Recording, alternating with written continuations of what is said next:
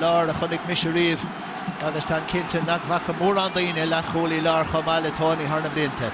Súlam go nimró na himróí seo chama agus is immer sé hain Trogan Thiel James Owens atá bhain le fedóige Tá fort nó Loch Gorman agus bain na cé numad a chuí santasach go más a glyfa seo cé hos an óchttar cholle slitar cholle helle bríhabhachtach agus tá an chéad puck slasa gon chluife brunta hísan seo de chorca agus bhí mas a caint ribhin glyfa patfui céhach an gimir sa gé náit is cumas i dail faoi ibrach is a lá dainehana ba chut gona na céilí Cork suntasach. Beg hard of it suntasach ar fad gachtaine a súil go meid dara fáis a gimmert mar scúpador in á taig de borch agus sin mar atá a dhéanamh aige Kieran Bennett ag Marchail Cadigan. Yes, beidir Shane Kingston rud a cín sa churthú de chorca agus tá tróra for Clárge á leanach agus tá puck sé grúte ag machan bhain isteúra Shane Kingston. Agus orthúil bhí go Lord a chusantóirí for Clárge thar timpeall air agus ní gaiddóibh in bhfuil is éir a géal a fechar sin tá ceafar nó chuigar tróir ar a leiad thar timpeall air agus níor a se ceart na chóir puck sé ar a thuirta Shane Bennett in a mask. Patrick Horgan 7 points agus fiche de bhí ag a rib chluife seo agus tá chéad cean gon chluife le cheanna seamsí ag Patrick Horgan. Fear tá takeí reis chuige éad éis blian ó nach ro róá. Gandát agus tá na lads timpeall air ag immert níos fearr freisin agus cóirigh sin leis agus tá isa gon goléir ché go maithas atá sé mar néas go rud a chorca thar na blianta. Sin bút agus Sarwa san air ag Bill Cooper a choilse in Shelivin sin agus deisig Port Lorge beidir an Shelivin ála reisach tá sé de gumbra scáil agus scafrúd agus teachtamach go tréan an sin a chá gáile há an tíb lín sin í Christopher Joyce mí áid. Is cosúil go bhfuil imróirí for Clárge ag iúrí Cork ag sorta fluúcha go luas a clifa seo. Tá Shane Bennett ag dul a ceann na parcha tá sé tar éis a bheith páirteach ag bhid in action go dtí seir éanas.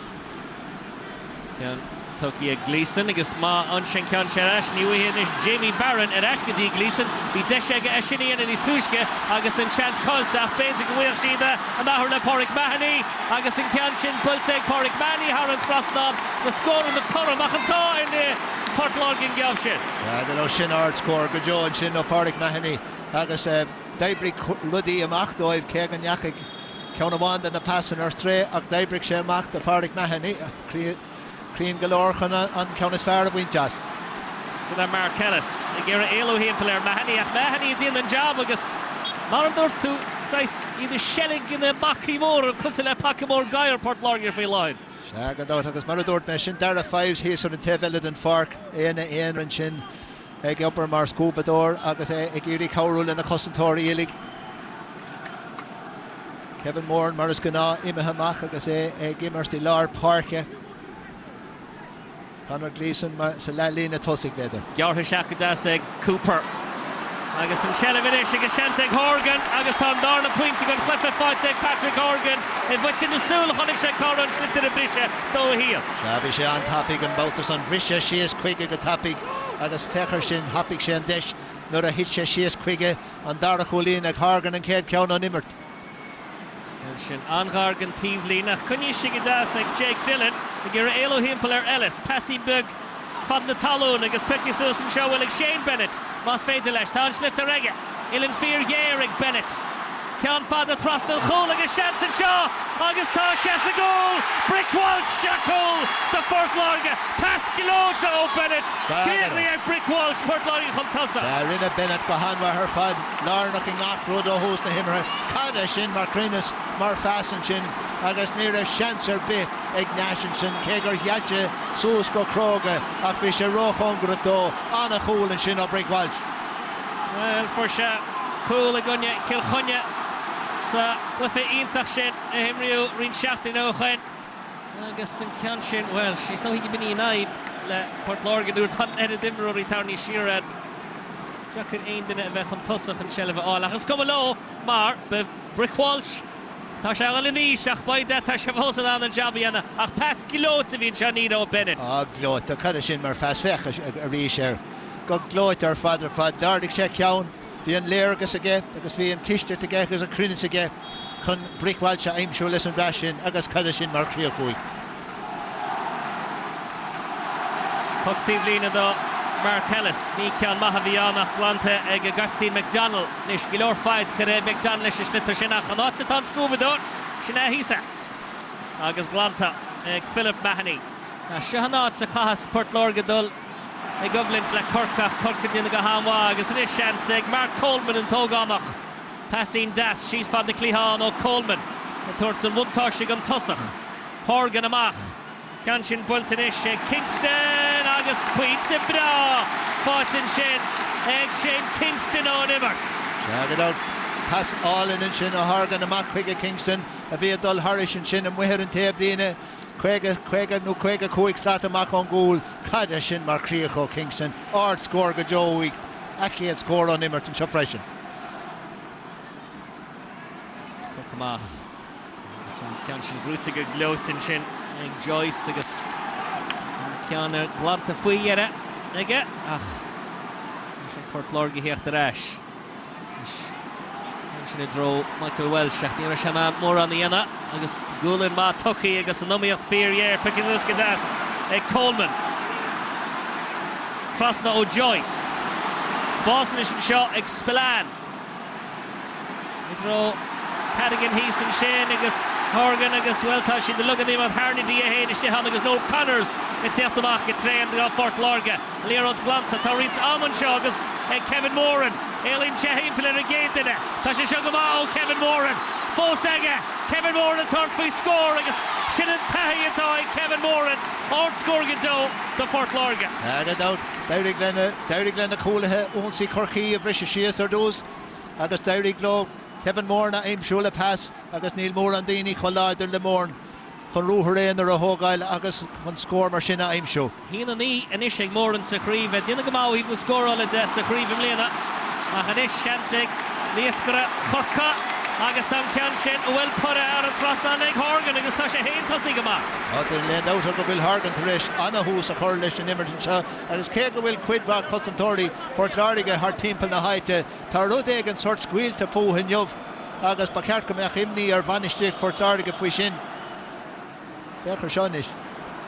Ar mór an sin agus ar dead a glanta fada ag O'Keefe. Neart fáid cad leis an gceann sin agus an nóíochta sihan Coolú siar Colm Spillane agus faoi bhrú ó Shane Bennett agus an isis takeí tá Mark Ellis faoi bhrú ar dín leis an lán chulaí Cahalán a feicamach arás go bhada le Nash. Neart dáman is ag Anthony Nash bat agus bóra thuirt go slitar ach tróró Port Lorga gonne Burt chorcaíoch agus ar deire chucíach go láidir an sin ag Conor Gleeson agus an isis glanta fada tras na parca ag Bennett Kieran Bennett atá sé thar nóid na chlufa seo de haid de Borca Moore Nish, Prince of One Fortega, Fosa Kevin Moore and Tal Muntosh Dilesh, Ilan Gare, Agus and Lerods Cunahan and Trasnan and Kevin Moore and Rafitzig and Scottish Forte, a Pamoran he's in a scrap for Shep Bullen Shin Kerkilora or Prince away. For Shep William or Dorto Kerkilor, Gary Willie Lider Tresto and Slitter Avola, a fish larger Galorcan and Tackle and Shin of Brisha, Agus and Shin Hannig and Custom Shaker. Tasha Heason and Norlarnish, Tasha Teresh Gachuli and Skoha Oil. The Port Lorga Ribishin. Canshin Bultiga Han Nord and Shin a Colum Spillane, Agus and Kate Count Karamoose and looking young. Shin and Kate Count on Count on Bahev, Spillane and Son. Agus Kevin Moore and Foss Heason to score Laisha Farid. Finish a second and Shin and Cleveland. Idir a Shanador Brick Welsh and Shin agus Mark Coleman Captain Gomesh hard of Simul Anna chud blianta atara agus Moore and Fossey Strab is na hobby agus it trí stoil am rimmer Brick Welsh chríb cin chéidir go Fort Lorga agus an cean sin but Moore score maha bhíán Hanny Cahalán is seachar ach níor den rud Malaysia chun nó ein rud mar sin ach bhí sé gortair fan Tamalina Lash could have been a reach, Pepper. Nearly roads built a Colum Spillane, Significher, Shin Count more Fada Elawaya. Loads are Fad, or Dimmerton Shin. Oh, fives. And shall Lergus Waigus. You will shot, slit the row wa. A bed again, Ibra Shamak, a fold Dylan. Dylan and Ishinan and passing Bugger hurt Shearway. Almond Shaw, Porrick Mahoney. Well, cool fast to be in Shin. Philip Mahoney agus an cean sin bultar yes agus fórí agus íirecht a bhí an Carculóach drochián ó Fáric Mahany fáil pass an idir Philip. Segan dát degan ábhíon Mahany níos crinne na sin bhí deis aige, bhí spás aige ach sláinnig sem muir dheis agus a fóríil an céad ceann corthamó ag Portáriga tar éis den nómad. Nash bhfuil a fada sin ceann maithe bhí annach níor siad an slitra áil agus deire Kieran Bennett ag an ceann sinna amsú Patrick Horgan Shane Kingston the lugus de han Dinnig kins ag ar brethera agus deire Kieran Bennett a ennis gama fan an slitra áil ach na ducrochtaí fiú an passa hortwits deire glanta ag Páric Mahany ceann ísel ach del sé sin na cusantóirí agus an sin is seasta spás tá seans ag Cooper drone na dosithe Connors a coolú sér gama agus an chumlinn sin héin agus Cadigan bei sé har a bheith simú in job agus an is Brewer an gúlbáide O'Keefe deir le Port Lorgan líir sin na bhlána anis Brick Walsh dul drone slither agus chá sé an dhia agus an is Damien Cahallan chuomhrú agus an aspa spás atá móhan sin har a bheith santas a chóhos an clufiise níl éim second doán ag na himróí socrú agus an líróid is helebacum agus bechar íst an sampla Austin Gleeson Picasús ag McDonald an captain agus Steve McDonald teachtamach agus Sutherfee pass má tras na Porco ai siúd then Christopher Joyce rud ag ró an dúra sé faoi scór ní cheora ceann ísel i dro Cadigan an níoscara Ilin Gare an ceann sin builte and bother shot TV sin or score fáilte ag Alan Cadigan an Tybra Cork go fíor cruach an ceann sin all. Shabby anna chuid Ibra beidir faoi Brewer an tevelad an Park an beidir gur bheith sin beidir counttasna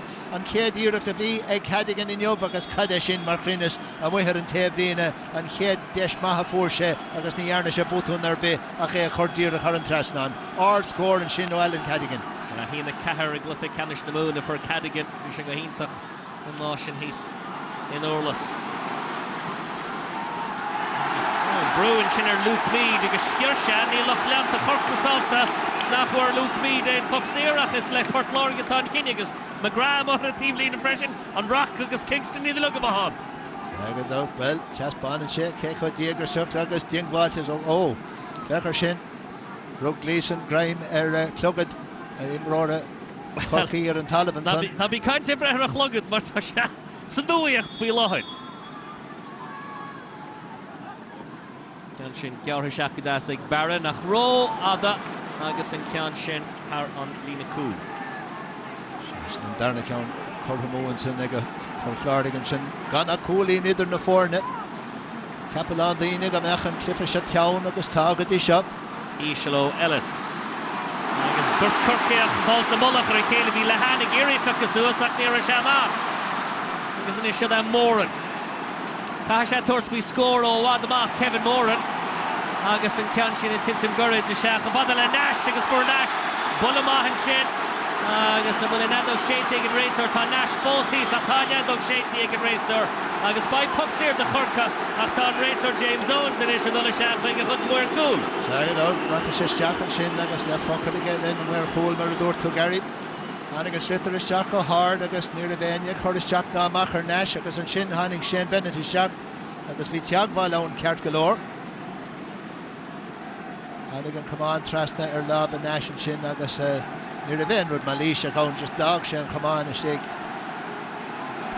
Níor haring sé bhuiilin a bhéin rud a chuir a bit ach níl an dara ró a beidir ag an réiteach an fogsair a bhrunnar Nash mar a hen cúlbárdach chun talamh de an áfainn sé bhuiile séir. Bechi bhfuiltará go bhain siad in nimar go cusin son réitear Pat. Ní orthamas tada tá an pucsair glanta ag Nash agus ceann mar freisin peis go bhfuil am an seo ag Carnegie. Chol sin sellimh fel le hecin den is builte ag Carnegie an ceann sin a fannacht de sté agus Horgan fó ó lehead a gáháin ó Horgan a ggéir a chitó gúsan ní léon chumán ar do láb aige ach ní éirí leis agus deire Picasús ag Philip Mahany do Port Lorgan. Eibríonn sin an ceann seach adas. Gleeson, éilíonn se an géadíarach brehead. Kevin Moran agus Port Lorgan tar éis sin líorann sin eibríonn adas tras na Porca. Ní sé that dearna fives.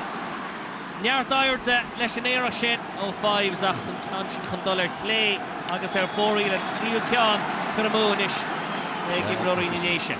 Just a cap and shin good at the Nicasula, Connor de Han, a Shemas Harnedy, Anna Kewen, good these show then us, Connie Harnedy's Chucks and Immerton Chin, Aka, Milend out of Will Hargan, Anna Vrosa, Kajor, Immel, the Carnoiga, Hessenson.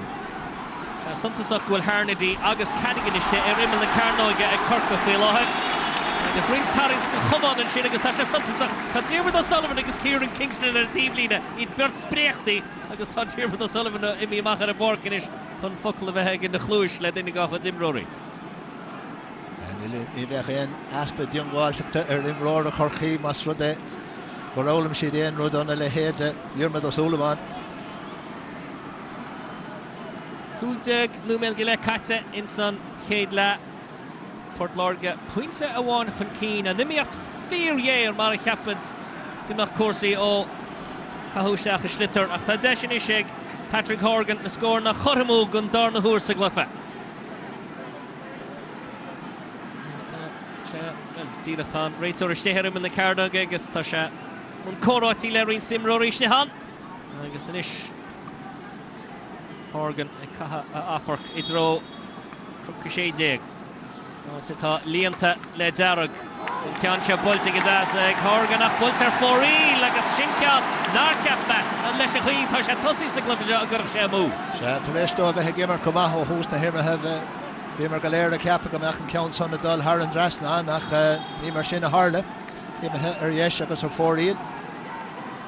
Ceann tógí macadí Connors Ísile de géir an sellh a chuneal Philip Mahoney a cúlú siar. Is ní léon takeíocht ag caithe sé díreach dul chance agus an líróid a bhfuil a fada.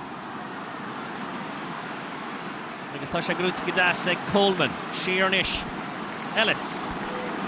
Throw an tíom líne. Cúlú siar go maithan sin an scúbadór. Deir a 5, snú hibli céntainna bí ciúras mu déad. Agus Stephen O'Keefe a gasú na líróid a trasna go bhada le mór an áfach sin ceann sin sús go hálan. Agus élinn sé himpeall ar Bill Cooper. Sin go dáis ó móran. Níor an pass ar bhfuil a birtach beit gorach níor a siad an an sellh áil ar ais. Austin Gleeson a bhí géirí áil ach níor a se an an. Neart am agus spás leis an seo ag Damien Cahalán. A rís an amíocht idir na dosíthe agus lína lán chúl Port Lorga agus tá lehan sa Corca agus an sellh an lechan seo Conor Lehan a straci a séir agus pucsíir a seachrúta Conor Lehan. Prohic sé sin agus heaspain sé go silir cecha dain séir a chus atá Lehan agus tuigeann cosantóirí Port Lorga sin freisin tháinig siad isteach an a bhulach ar go handtapig ar fad sin sé an 5 an dearna chalí sin ar seans I bhhaid níos éasca inis ag Hargan chun an scór a chorthamó. Ba Kieran Kingston gira Lehan ála seach san imirt an óid for sé 10 pointe gonne hibredáran san chéadhváilta de chríomh na mún agus Patrick Horgan a tarins na fór na chortha mar 6 pointe gonne hína 3 8 mid catas I chéadla. Seagan outni sin an darna scór atá feite ag Hargan an a bhfuil séire 3 chulín scóráilte ag ar fáil. Cúil agus 3 chulín feite ag Port Lorga na scór na go léir an imirt. Sin dinta go slachtar ríiste ag Cooper. Cúlú siar an uair seo Gleeson. Go dasmhaid siúd ach inis an bhfuil léon duine an chun an slitar thuirtóg tá duine dóibh móran agus an ceann sin builte go fíorálinn ar fad thar an trasnán ag móran agus deas a scór a bhíonn sin an 3 pointe sa glufa fáilte ag móran. Se 3 chulín as a chéile an 3 scór dearnach a fór Port Lorga siad Kevin Moran tá tar éis siad a áil dóibh sin scór álinn an sin 8 nómé déag beag nach 9 nómé déag im hinis. Tá ná an slitar seo á áardú. Í léon duna go fáil ar tíre Mahoney agus tá sé ar chud gogadtí éirí leis pas láimh a thuirtmhaid. Agus níos béinte go bhíoh Port Lorga an sellh builteach an cín go bheagán ach angar is bachórgamach Port Lorga fáil in ceanse agus fád agus tíocht ó chumán Colm Spillane. Agus de gan abin Austin Gleeson a teach trasna chun tuchan a sleas a hógáil fear eile atá ábhailta ceann ó ghó chur thar an drasna an óam go céile.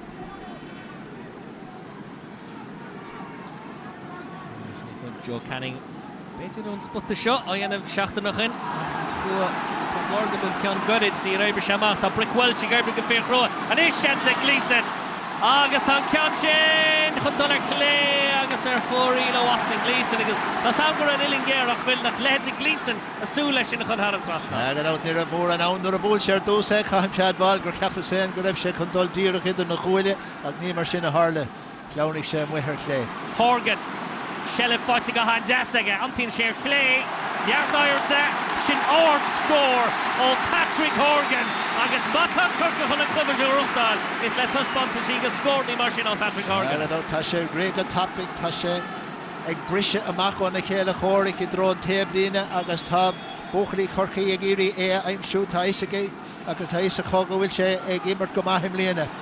Tá sé anna dhéon séireach score. Siríis le Michael Walsh pass lága tuí waige go dtí Jamie Barron in tíocht agus Lán Lewis ach tá se brunta ina chuine Jamie Barron agus puck siar amach go tan sin na Corca. Is cosúil go méid Diarmid O'Sullivan agus Dan Shanahan a dulin san éir fér le chéile sinne an taimhlint a Harlan sin a cé beidir go leis sé dul ráileidir i drón cúil agus tháinig a fear Corcaí isteach na chuine agus leag sé síos é. Tasí Mahon, ní bháin Edinburgh ceachtaí mugan fort mar hís an seo punta mas a casúil ar sin freisin. Agus tóí go necha Jamie Barron seach a gúsáid a chumán agus a lábhe ar a chéile Cork agus nefirstá Dan agus Diarmid agus James Owens. Ní heasta siad sin siar. Well mar a dúirt canthúilhan bhí canna caint faoin na spéis an béadars fadó bhí cuid bá spéis an béadars an bhar Camelino hin. Younger Gaire a raig Diarmid a rénos and Bjorn Cartiga fair a bhí ré chun éon rud a dhéanamh ar son a chuan de nar a bhí sé gimmert agus fós is cosúil. Anthony Nash a mola sin i dro imil na Carnoige gopfuil go hálan here in sin ag fives agus á me get pass a thuirtá machar an glíhan go handas Pádraig Mahoney inis ceannaí níisiil wai siúd Wáite ag Dillon Pass o Dillon, Rowan do Michael Walsh agus tá seansan is ag Anthony Nash in cean se ghlama. Cean ísisiil wai siúd.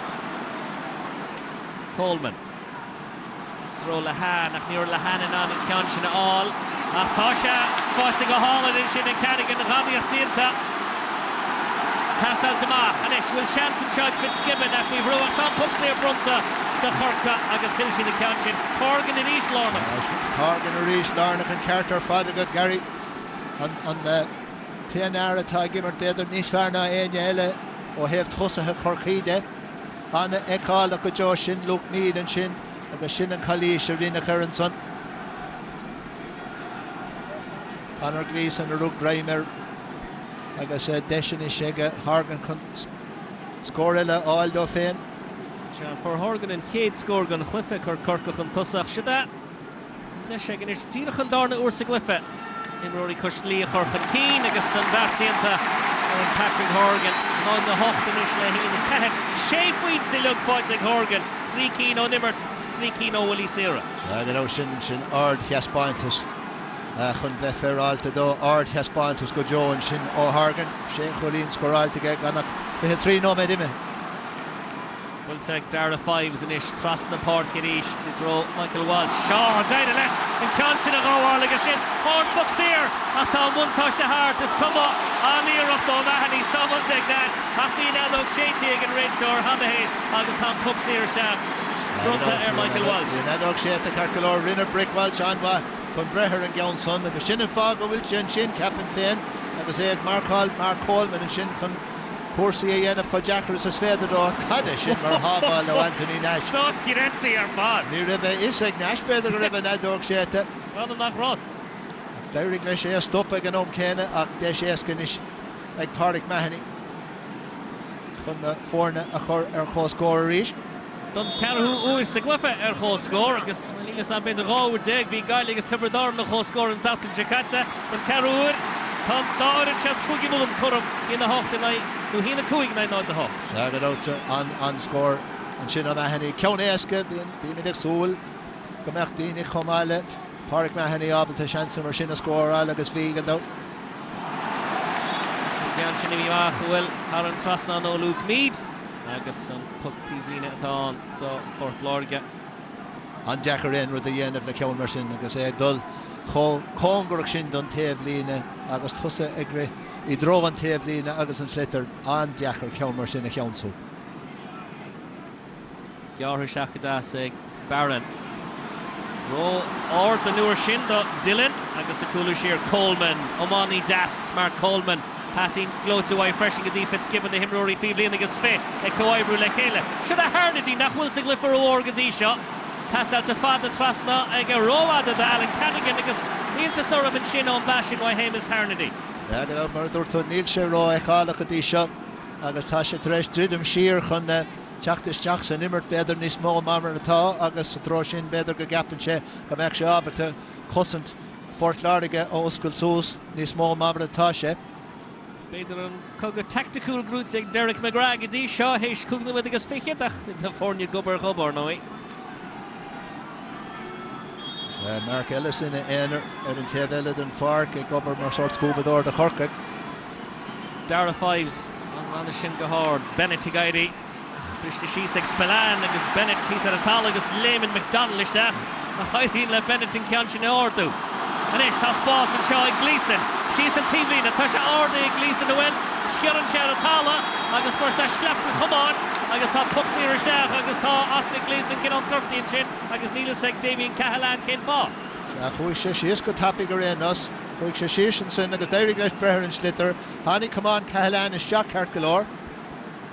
Níl céad fan géad cintar bhúil sé is cosúil gur bhúil tá carta buí brunt ar rénos. Carta buí ar Damien Cahalan. Fin Barony fo Coshley. Te gan aní hen Gleeson si is có tapig sin ar chur a bit far mór leidir atá ann anna hégur thug a jo. Agus tugann sé seo deis do Pádraig Mahoney is tríú faointe an chluife áil. Agus Port Larga a chud ar eis chun tusa ar éis agus Austin Gleeson tacaí ag a hain. Agus sásta atá leanta Port Larga dá bhharsinach. Siúda Mahoney Cork me sin an ceann seo a chuir idir an dá chúla agus man an ghfuil agus idir eis chun cín. Iad chun cín ar ís, cúlín le smaráil ag na néise seach nómat is fithe imethe.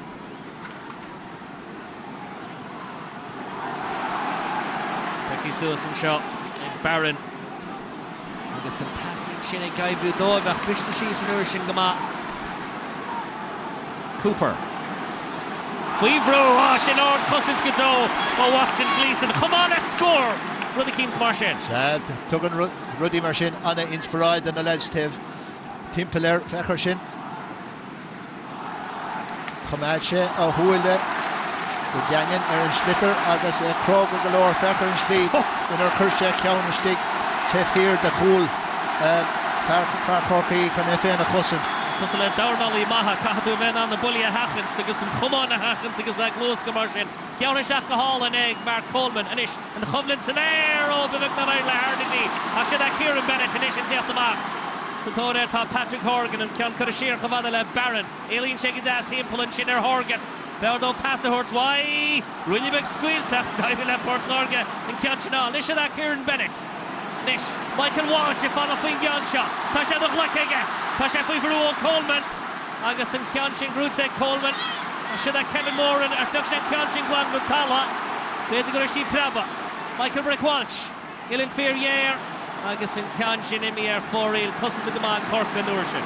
Seven, Brick Walsh lárnach san action sin go léir agus beidir go meis sin is dómadán ceann san a chur trast an chúl nó é a chamad ar feag second nó go eile chun imróir eile Fort Larige a imsú ach well sin staran is tá sé ar fóréil.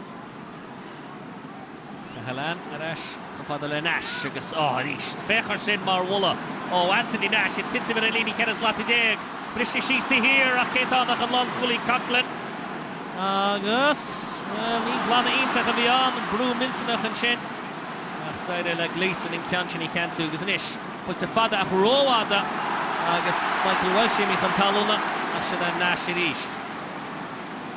Pass ma Cokie go hálanig Kingston concussion in Peg Bennett pucks in seach na Cork. Agus ní a bhéon cílar ar bith leis an Galísin go sé mithir an taobh líne dúshlán túthalach go leor a bhí ann ach ní raibh an dara roigh an réitheoir ach pucks a runna Kingston and sin mach an banistóra. Ach tá sé suntasach nachhfuil Nash ag aimsú mór an den a himróí an sun lena tuchan amach agus go neacha sé fada leis an geann dearnach an sin agus cadé mar bhuiile thug sé an slitan about the sun. Cheadar Kieran Bennett an Cork the buí all in shot.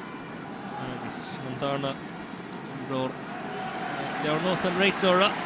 Sto Damien Cahalan ceanna all níos túisce. Chance mar sin ag Patrick Horgan. Tás an tód a 7 pointe an chluife. Fornia churabú ríist. Horgan agus an cean sin. I mír clégus fóríl an darna puxir churabú ag Horgan. Sean darna ceann mar dúir tú agus becarcanach. Díomh Horgan leis féin de gná bíonn sé Harbheith crín mar búlann sin slitar an leidir go jo.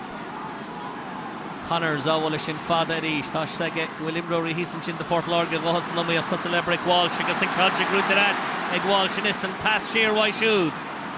Ilingéir de Barron agus Jamie Barron taréis sin cean sin a chun har an trasná agus tá ag Fort Lorga gur féidir dul sa lumíocht de meas go tosí hé hála an scór sin. Agus a ríist Brick Walsh lárnach ar fad mar a bhíon de gná haláthraigh sin passan sin de Jamie Barron agus rinne Jamie Barron a chuid eile de an scór go Joan sin. Agus sin 3 pointe as a chéile an is freisin atá fáilte ag Port Lorga agus it's gonna néróg í chorásta chorca cúpla botúna dhéanana go mohan sin. Botún ó go chéile. Aston Gleeson chuna ceann seo hágáil hís fóin an seo an taobhlíne. Níor thug sé faoi scór ar bith an uair dhearnach a fuair sé ceann a cricnic sé le scór. Gleeson. Harlíonn sé sin ghiúfa sé pass ar ais. Nis sin féidir leis an scór all. Aston Gleeson a chuirí sin ceann sin. Níl sé ar fóriil go fáil Bennett. Is sé hán chuiseach an talónach tá léireann sa míor fóriil. Ceann san taréis dul ar dheis agus an fóriil. Sin an sé ceann atá imethe a mú cefa me go Port Lorga gannach 3 cín imethe mú Cork go dtí seo cefa.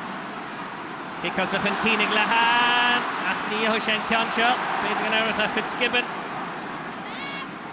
Chulagana Fred go dtíon díchalach a ggéir an líorann a bhrúchtál agus duine dó Pecazús go dáas ag Barron agus sleapmór fáilte go bhhaid Horgan tug sír do Fort Lorga agus déit an Cork the buí bheith tíocht an seanta Patrick Horgan.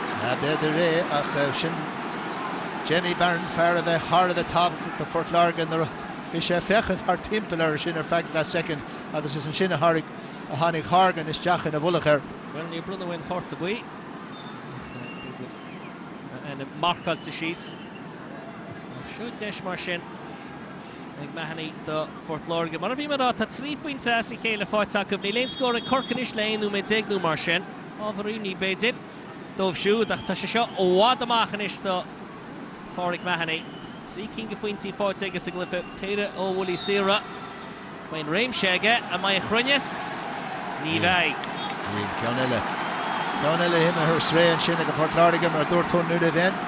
Five ó heb réimse de ceart go leor bhí sé láidir go leor fada go leor ach ní raibh sé crín go leor an rud is sábhachtí. Nash, sto go bhfuil sé ceann se go idir ríist ní gur amachra tíomhlíne i ríist. An gáardó agus róghar sníra Kingston in aní áil agus níl Corkatí na róhá agus pucaní mach éon pass. Níl de gná bíonn siad a déanamh i bhfad níos fearr a go ríis an ceann san ceapan féin go raibh seo beag an in róchán go rucht an taobhlíne.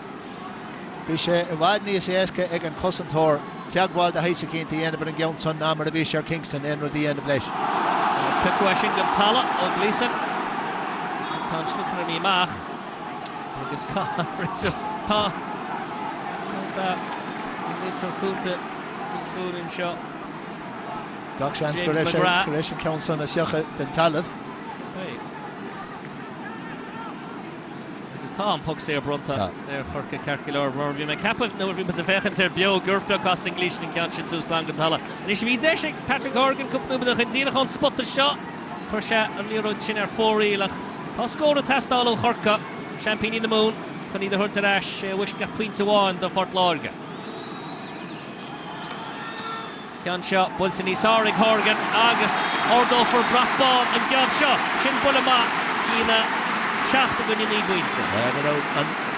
an seachtú gúlaí in na tascóráilte ag Hargan an Seanniuh agus é tar éis gá ceann a chur mú ribh sin bhí sé har a bheith cróg a chun an ceann sanna a scóráil se spáin sé cecrína sa táisiú. An seo ríist brista síos ag Spillane fáilte ag Bennett agus an ceann sin a ríist agus tá nimmarcha a chur mú bheith sin an tochtú ceann is dóile a chur mú ag Port Lorga agus go leorach cub gan na híireachtaí ní deise go scóráil. Agus an beagán in scuilte ó hebh trína sa de agus me sé asúla níos má scórnaí na sin uig. Leorad fáilte ar deire ag Cadigan. Lehan ag tógáil a hólainn Ilan Géir de Lehan agus an ceann sin ar yes agus ar fóríl. Bhí na scórnaí sin a dul thar a trasna na gunne hibridáran I géad bháltas chuige mún ar fóríl an gabh seo. Ar ina Conor Gleeson go mad tá sé marcáil Lehan agus é cumad annach ardó an Tom Galéir agus rinne sin rud ceanna céanna bótasa ach ní rabantá leis ar yes agus an fóríl. Ó Keefe dul fada le pucamach an úr seo Kevin Moran. Nis bhfuil éon duine ní cheanta Kevin Moran a dul a gcóir scór míúilteach amach ar a dtí bliana agus an chóra tucaí do Hawkeye. Cacha mé gol I gcóir le súla an teamhaí chun seo. Chun céir a bheile rá a siúd.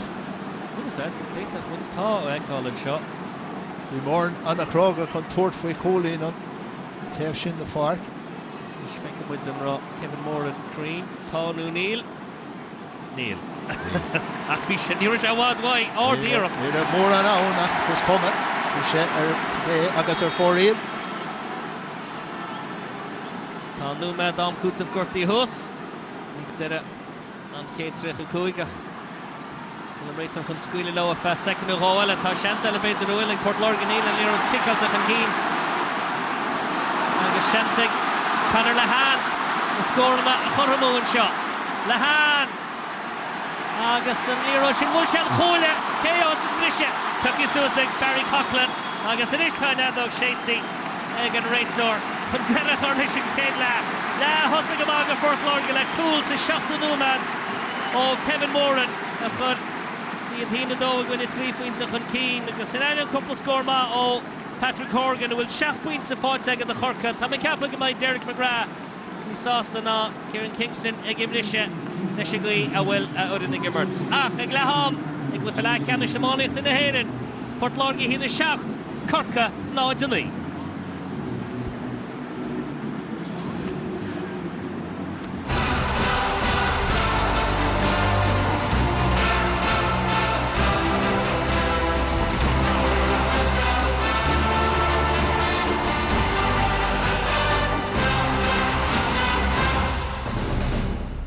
Let's see what the panel think about all of that, and let's see what the Cork man thinks about it first. Donald, tight, tense.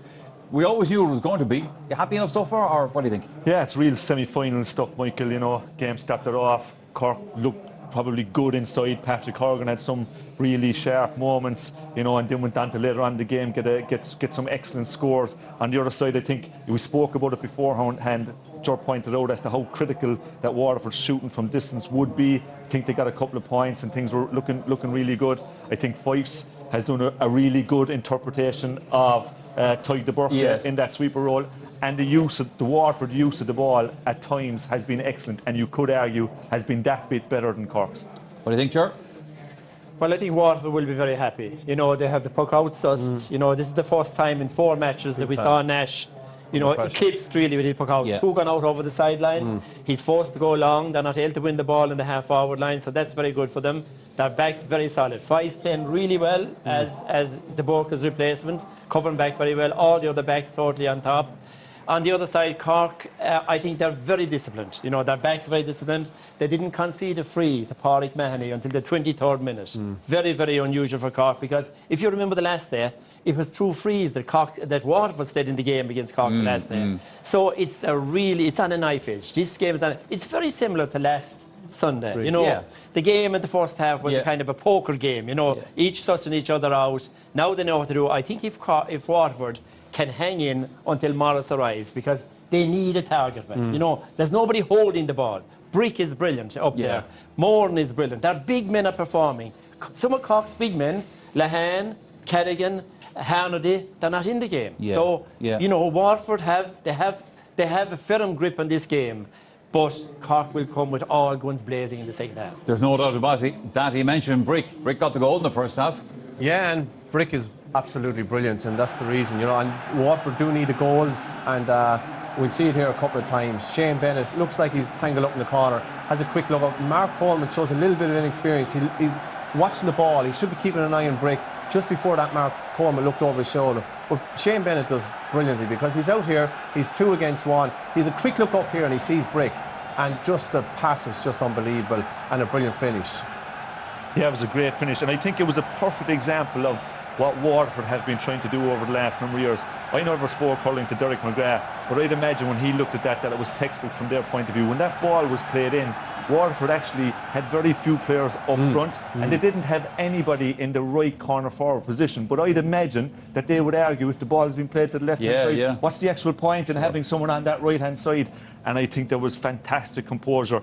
A player of less calibre would get that ball across and it would be intercepted. It was a terrific score. No, it certainly was. All right, the second half of this hurling semi-final coming up shortly, and straight after the break there's a chance for you to enter our Sunday game competition. You might be off to a very nice holiday.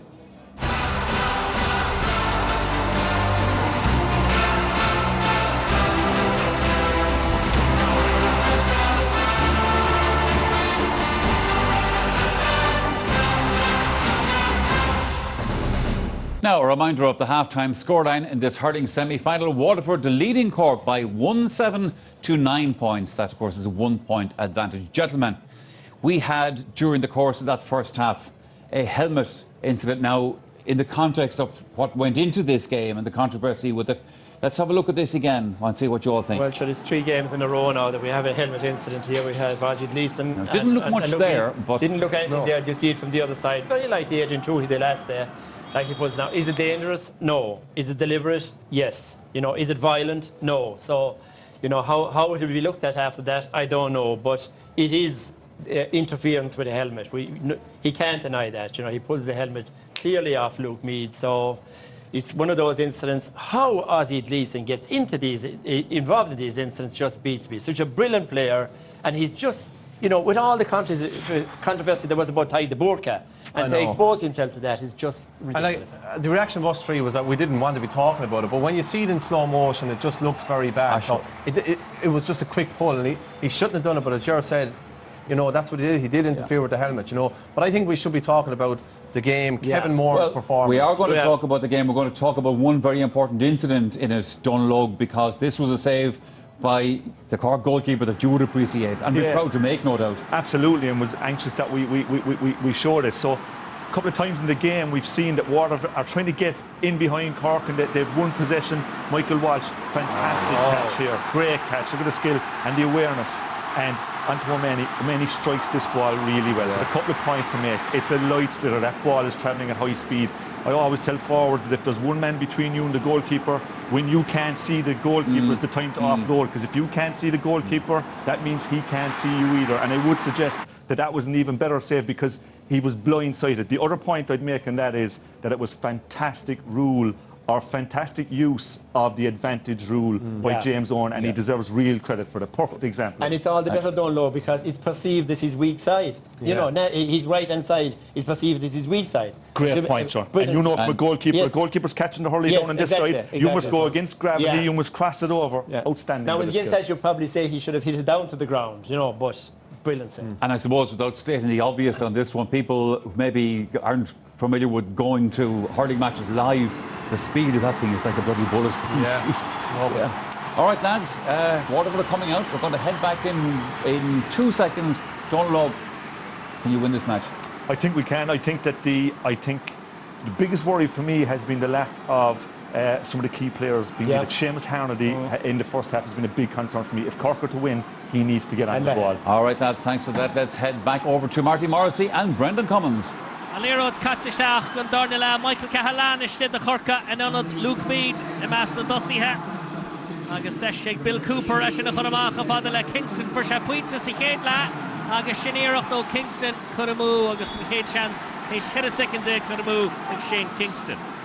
Shalugalora, Hookchef, and Score, Kerkalor, Nirafshe, Creen, and Bautasha, Akfarata, and the Brosa, Conshanov, Rudnak Fedder, Lamarafi. Faoine le héad le hand beidir agus Harnedy go dtí seach beag siad a súl lóga dúch siad a reis san immert san arna lethú bhad níos leidre. Gan seo ag Spillane an tá le Cork agus fáilte faoi dheire ag Harnedy tan sé an talún a hís sumpa go Pádraig Mahony agus puck séir agus go Horgan amach an cean seo hoigáil. Rinne Harnedy go maith an bóta san agus fear ag bríon go hána chrúar fáidir fad son Corcaigh de ná anamhach an sellh na líróide a áil sellh a bhuachant agus é úsáid go stúm agus go toiste agus Hargan tar éis teacht amach a ríis puck séir nóchas leatón gúil beidir. Horgan 16 go bhaintí in sin chéad le Chericín a cub sin an tíocht ólaí séra agus de sé gan na fórne a chormógan cúgiú húil agus an jab tíanta Horgan na fórne chorm. Seagan out Patrick Horgan ríis tá siad a braga mór in Job Gary tá sé sin fíorsa léir ceannaman eile fíor habartach ó bhuiile séir is cuma le muintear Corcaigh chuna saon siad na scórna. Philip Mahony thrust on the Portga. Cean sin in tintam síos agus Bill Cooper a cúlú siar go Chorca. Then bhí sé géire Ellis a fecamach agus an sin Cooper bhí ar héachta seach an taú leis Ardemert Cooper. Ní siad a fit skiban nach roiceálach in sin chéad le agus tá sé dul ar rúthór an seo. Bennett i leanach dó chus in Shane Bennett. Tá rochtal ar eis na Fort Lorga. Síos an tíb agus tá rin spá síos an seanis ag Jake Dillon tá in fear éir níl se anam slitar ardú fiú. Bhí brú an sin ó Coleman agus Ellis a héine tíochta seach. Se thugann Brick Walsh. Tá scrachaí go dóigáil hís an sin agus bhí dheire beag sús ag Christopher Joyce. Glanta Coleman ach céntá fan an tíán ach an fearna scúibe Dara Fipes. Glanta Gadas tras na park agus siúd I dro Moran. Gofuil go hálinn ag Kevin Moran agus Mike an sé tíbiste tá an glúiseach dá dhéana. Stan slitar ordaí Gadas freisin an seo ag Barron. Sean Hurdba ó Jamie Barron for sé points a once chéad le fós ag Barron tá sé an talúna agus Gailter Tigsir dú Puxir ó Chorca. Rinne Barron go hanmahan sin bhí anna chuid de imróí Corcaigh ann agus bhí Barron ag déanamh gachíirecht chun scóra áil nó chun bhuiile séra áil agus deirí leis bhuiile séra áil faoi ar a hirthail. Annig sé sinna le go gháil gon chéad scó ó Kevin Moran thart ar lár na Portga agus bhí an ís freisin ag Moran a eiceáil go raibh Barron imi chun tosa agus thug sé passin des tóiste dó. Seagan out agus rudamhána thug mé faoi dearan sin le cúpla nóman an nús. Ní hamháin go bhfuil Harnedy tar éis imach siar chun cabhrúla na cosantóirí ach tá canar le hand tar éis cúpla nómad a chahabh ag cabhrú lá freisin agus tá siad go léir thar a bheith díograseach chun teachtas seach sa cliffe. Tuigeann siad cé chun tábhachtach is atá ócáid mar seo agus níormhail go sleanóig lá mar seo thariste. Seo an dúltha nuair a tháinig Brick Walsh seach go láidir an sin. Ar Bill Cooper an son. Sin héistan puxíir seach a bheith brunta. Agus tá an réitor chun gachú de ágáil mar atá an bhfuil. Cooper ar eis ach deis éasca ag Pádraig Mahony. Cheadú faointe chlucha le cheanna seo amsú agus déise chun ar eis chun cín. Agus tógáil neartdáma agus Mahony sculta na bostaí agus Port Larga ar eis chun cín. Port Larga chun cín ar ríis seansán éas chun sin ach an opair go léir diantan sin ag Jamie Barron chun an puxéir an sin a bheile béidir ó chosantóirí Corcaigh le háin. An das le háin hall sé cean sin go hallin ní seo ilan fíor le háin agus úrin túnú nach bhfuil tú sa glypa mórán beidir ná cháirdit sa bheith dul go scóraí ó lehéad go ionad. Se an ceartar fad agus beidir go meach sé bhd níos túma dó beidir dul ar rúthar éonar leis an clitar sin man í léon dáta go bhfuil an lús aige chun éalú ó chosantóir be. Se suntasach le háin cúig faointí ag sa chríomh gotí seo gan tad in jobh. Agus in siúd a mór an fear an nói bhí go híntaach in sin chéad le go Port Larga tá seahrú siar. Deir leis í chuir sé sa spás ach tá acraíám ag Spillane agus bhí sé faoi brú deir le Spillane in líra de glána angargan tíomhlína ar ís agus sumptug sa Dream agus sumptug chalí se go Barry Coughlin agus ní aontín an slúil leis sin ach tá an éadach sétí. Agus ní aontín Dan Shanahan a chirid ach a hánig sé isteach ar ceart go leir agus bhí Well, Bishop sort of brew Nish Mona Goul in the Vion Captain. Bishop Goul in the Goul and Cart Galore.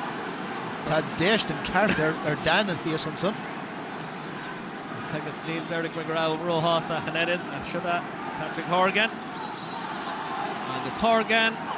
Well, and can show Gadas Green agus Thomas Corabadish. Corhan Arish. Dahad Norman. Emma Hanson. Agus Arisha and Tiagbal Arinashid. Hamsharag. Darlene Tiagwal Lishin Gaminik Ider. Cosantori agus Tosahegan in Willis Air of a Blunterania. Spillane Erish, Bates Lee Smoothly Roads Bulteg Shoot na ein Cosantoro Corka. Dara Fives, Angargan Lena Cool. Raman Shen Kanshin Shear, Fadal and Cool Boyda, Stephen O'Keefe. Frosna O'Keefe, Pedro Moran, Agus Shinimi Mafo, come on Kevin Moran, Agus Pukshlasa, Ata on the Corka. Shabby Gakra de Brahar and Ged Tagbal and Shin, Agus Lowny Sheon on Gaman and Shin Kevin Moran. Ishagiri Asmachtu Nis Tapul and Amrairi Glesh. Deshin is Corka Condola Renunci. Bill Cooper Ochel, Conan Kansha, Ayara Shach, Rockama, Irina Fitzgibbon, Eor Boots and Fitzgibbon from Talona, Agus Bishakwi Brew Milton, Bucky Susan Ishak, McDonald and Captain Pecharot Stashahe, Lahan, Corka Gira Lahan, all the Shasta Glippa, Agus Erish, and Dornican as Sikela Bulska, Fear Hunning Lahan. Shad out Conawan on Tabliner and Tab Holden Park, Agus and Kansha, on Tabliner, he is phone. Agus Shalon, Nachmi and Horsey, Egg Brew Machbahan Wada Lahan. Nimmerso Horgan, Agur Shergadi, Coleman, Agus and Shogan, Fitzgibbon, Lewis Agavaro, Agus and Shin Shudalahan, oh, Khalshin Tellin, Pashaga, Foncha, Puxir, and Ish Bullen Chandler, Rushing the Horde, Agus the Willen Rothborn, the Horde, Tom Ritzer, from Squealer, I should score, Agus Priera, to Pete Support, Connor Lahan. Agus Pafamid fair play, Rod Omar, Kais again, Nach will. Corsi, I take him a mark behind Wada, Kadashin, where young Wild took Bisha con tour twin score, Shin is come a care to Harla, Bisha con score on, and John Yob, Captain Tick and Shake, Heko Tabato, is a Tashed no Bridinsha. Noel Connors, Bruch fast, Waishood, Krishna Suzik, Hernady, Agus Yaha Hernady and Kyansha, Ash Gadas, Will Puxir, Roots Eganil, Chida McDonald, Malachanish, Mafada, then the long Holy Cahalan, Hosek Damien Cahalan.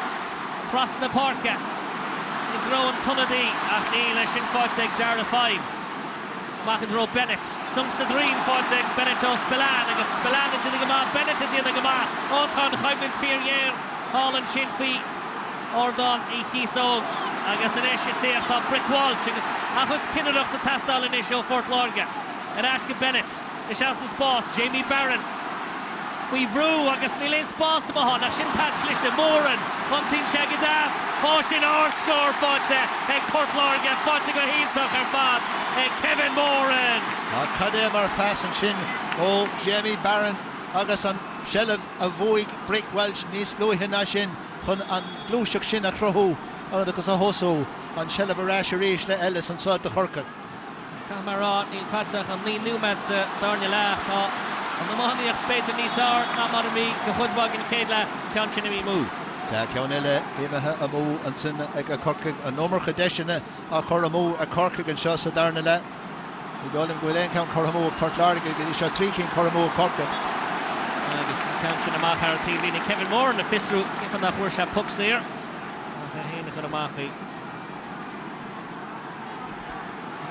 Come Hanna Hain, agus Shane with the speaking Focky, Siglifa, Nach my more on it in the 40 show, who the vice can't leave us right hand back.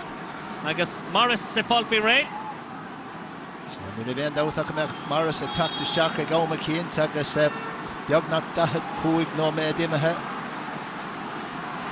Here was Fortinish, Kieran Bennett.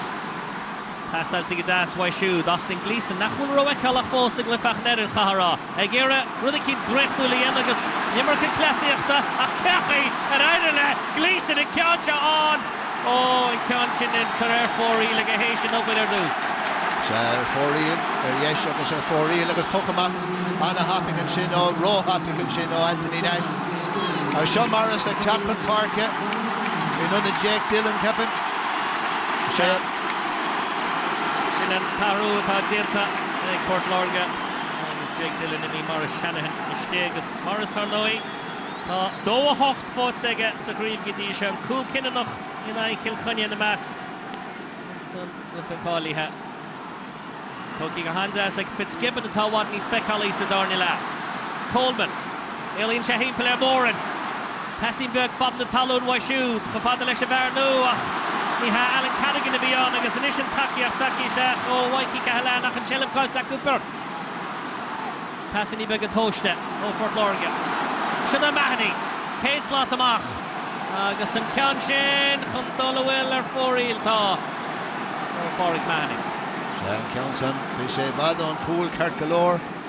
We break well shake reg a tapping it draw and cool agus be spas again. Ach Nash Gary le Nash Wadnish Fars at Darna Lech on it within Rory a Fiocha Macari. Mark Ellis thrust the Porca. It's Roe Patrick Horgan. Pokey again. Unting chair heave the law with Desha. Agus Patrick Horgan. Shin score all in Fotze. Egan love Tossach the Cork. Agus an ish, tá degging go pointí fáteige. Degging the pointí cadé sin mar hasbantas fechar sin a rís Congra Calor gan teblíne ach sa chus go bhfuil Hargan ag immert an jog ní chun seisteach ná machar ard scór rís an dehil cheann. Chenig ína sin an immer, sin that dar a 5 san ish go Fort Lorga. Agus scór a tastal wahab siúd agus tá bud cormaríis gan tochtú úr sa glyfa. Tá na scórní attack with Chobaníis, bí mar a sól le go meach Corsi Wadnish Fars at Darna that big Corsi Town Galore to kid la ach an immert ag Oscar so Wadnish Fars just at Darna la Macadine Lore Drish the Shees agus Poitse ag Kingston Agera chuid Lewis úsáid a hard cosint here in Shinwai Kieran Bennett agus an puck schlas in the Chorca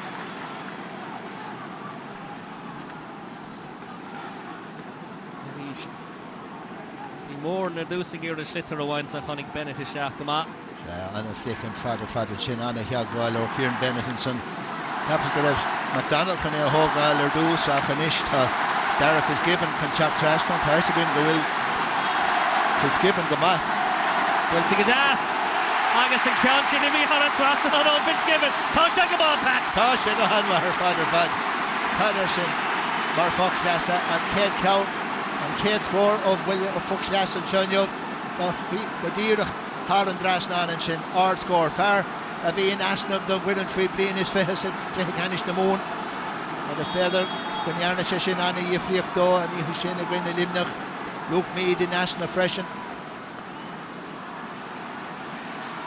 Bert Desha with all horse slitter a war nach Shepard's given it east because Eshin Taki Shak go home once again for Agus Lahan and ish on record score O'Neill and Yer o Lahan Fechar Lahan agus an Rorshaw Fosega Sator and Shinton Conor Gleeson Foseg Lahan Tajek on Talona Agus a Schlitter Colsega Cousins Gamahan Shin no Connors and Ashkin the Achul Boda Stephen O'Keefe agus Tom Tanis Lebrasa there and ish and Shaw Barker Cloka but the Fadaga Brick Walsh being gone and Ishanana all couple of goal in Ma Taki Shaka Jamie Barron Ilan Gare, Pasel Shankion Shashir.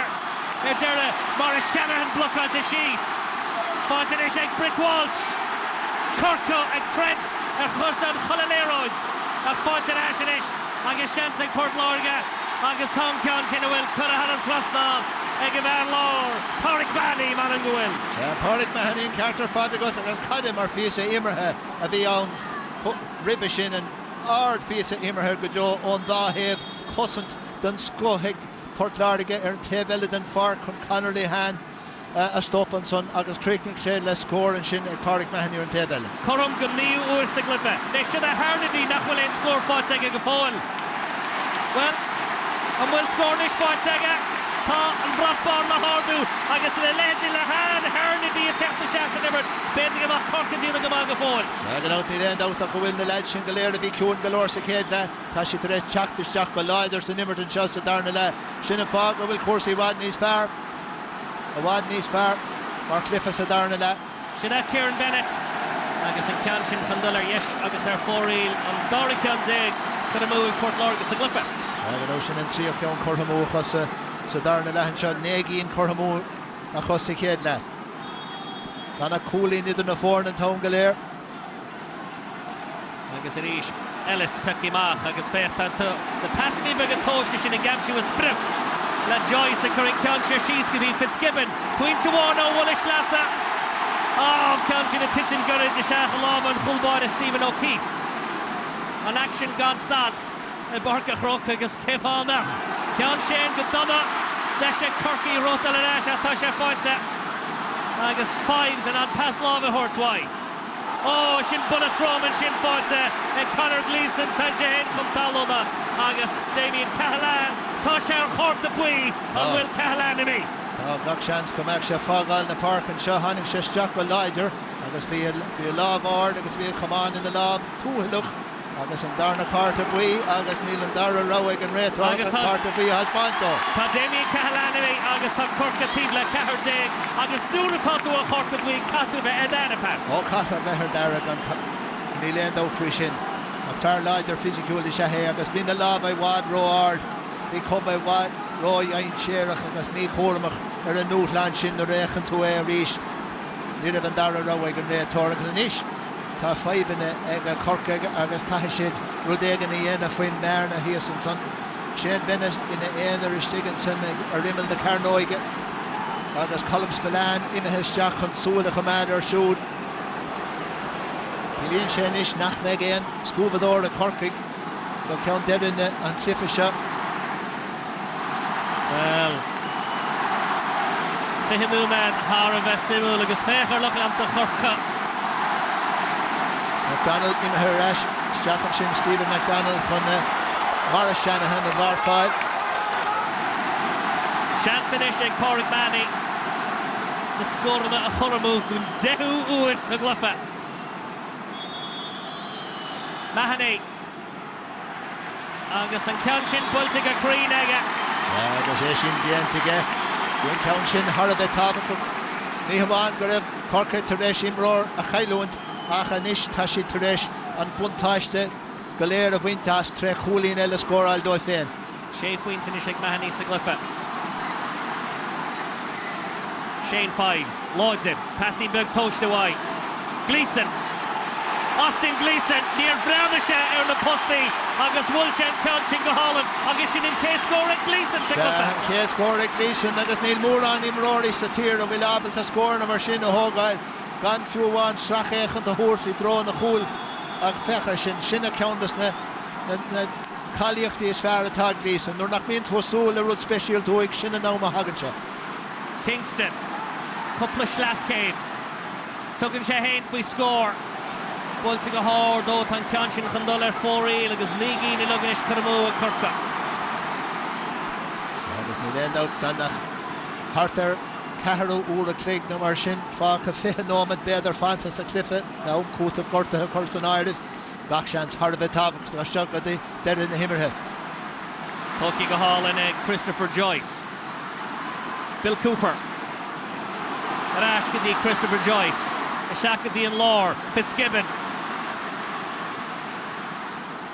Trasna it's Rowan Clehan, Patrick Horgan, Squealish Eleshing Yanshin. Shada Cahalan, score at Castelo Corca, score Fota, and Cadigan, Alan Cadigan and Ausarfa. There the notion and Kate count of 4 Cadigan Schmetter le Biogan in Swash Timpeler, Agus Haspan She Kecho Kreen, Isatashe, Nurev, Ayan Shed Desh Marshin, and Darna scored and Shin o Alan Cadigan. Counchan Gargan Tivlina, Kunishte, Port Lorga, Bill Cooper on Televirash. Coleman. Oh, and Councillor Yesh Agus 4-8 Agus.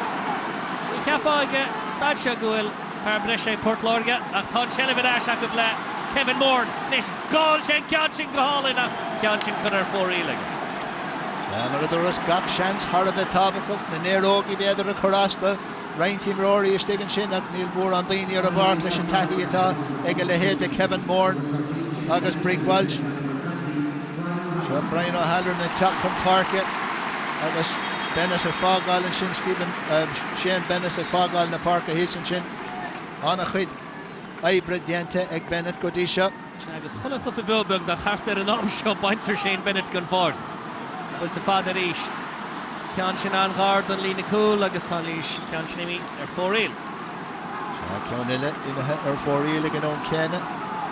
Tá cuidba deisina imethe fóríile mise Corca sin éon ceann déag capam. Austin Gleeson fannach leis an geall seo. Tucíach go maith. Ní léon chumán aige. Tá slábhaisteach go dtí an lár agus ard chusan tísan sin.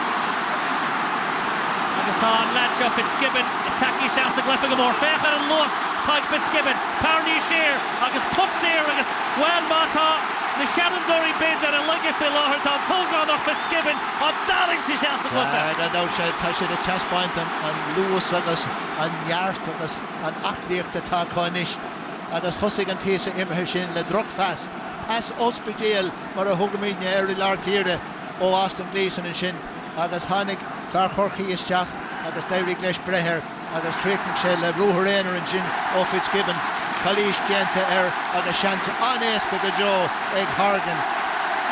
Agus rebels le chluisteáil agus an ceann sin puilte ar an trasná ag Hargan i ríis agus Corca ar eis chun cí. Sin éon péanú cúlín déag ag Hargan an seo in jog. Tá é mar haspáintas a Hargan agus Canasíoch mar a bhíonn sé teascáil.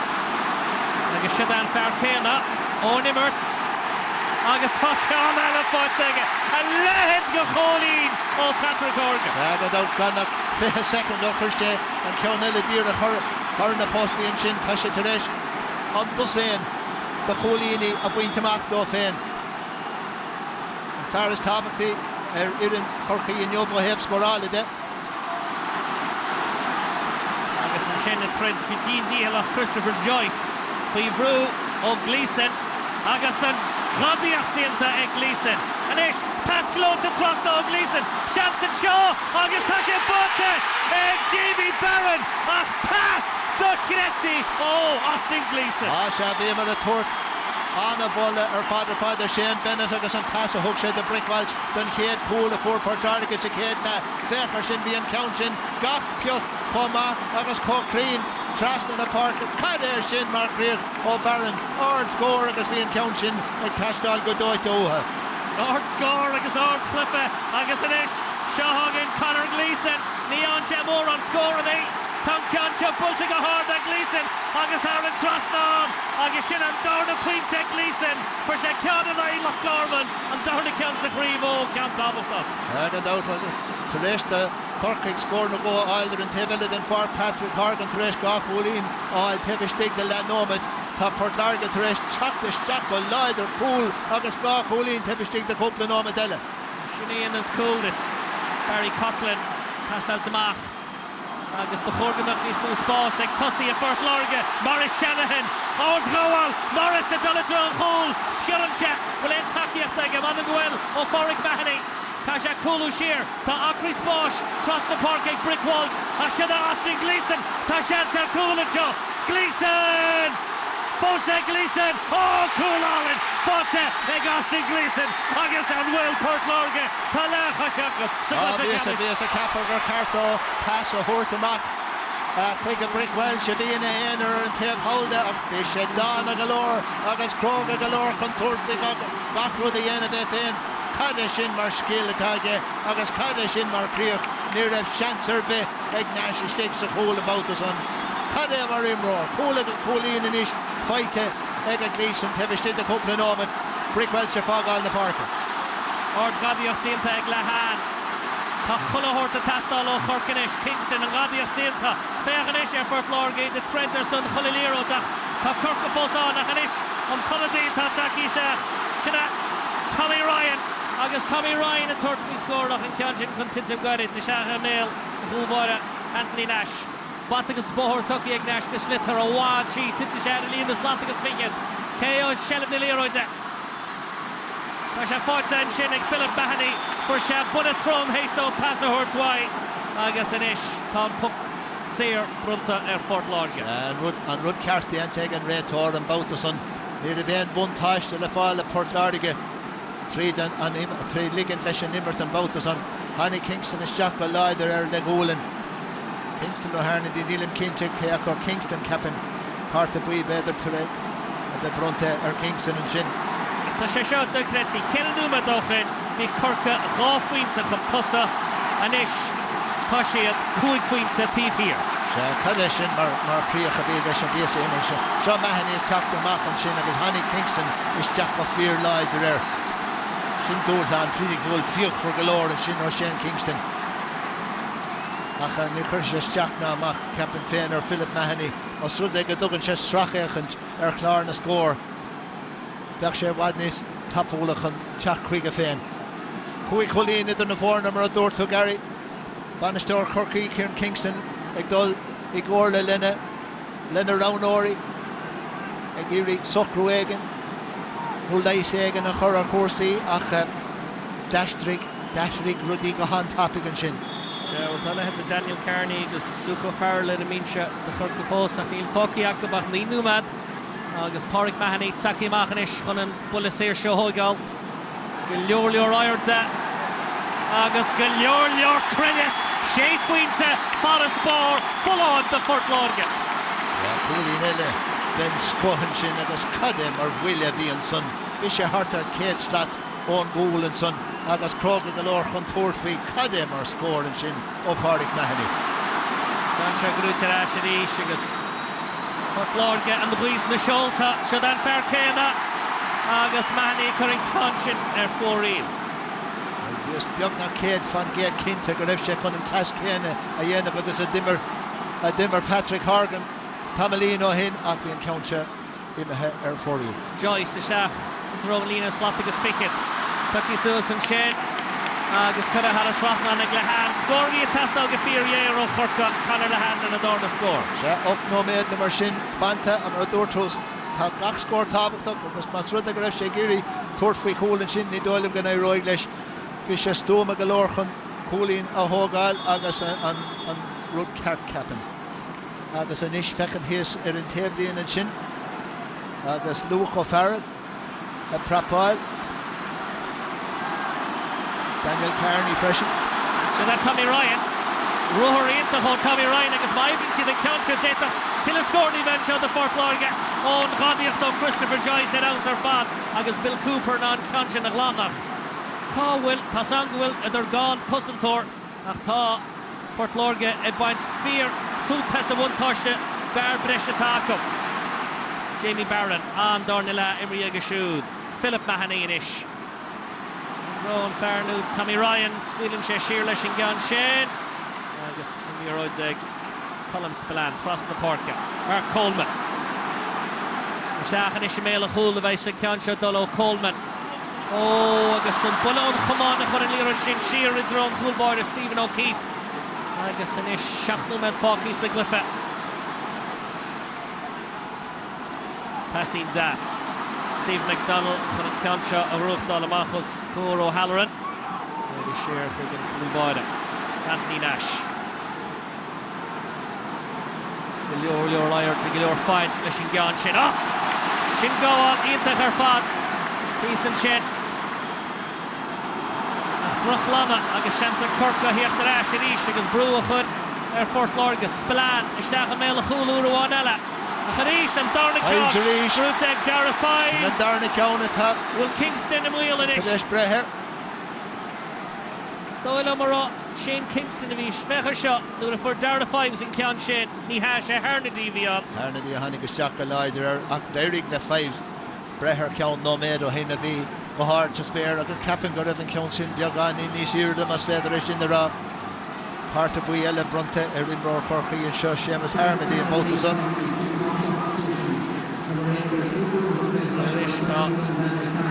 Daniel Carney Agus Luco Farrell a Luaman he's Tushki Birdsing Tafter Staff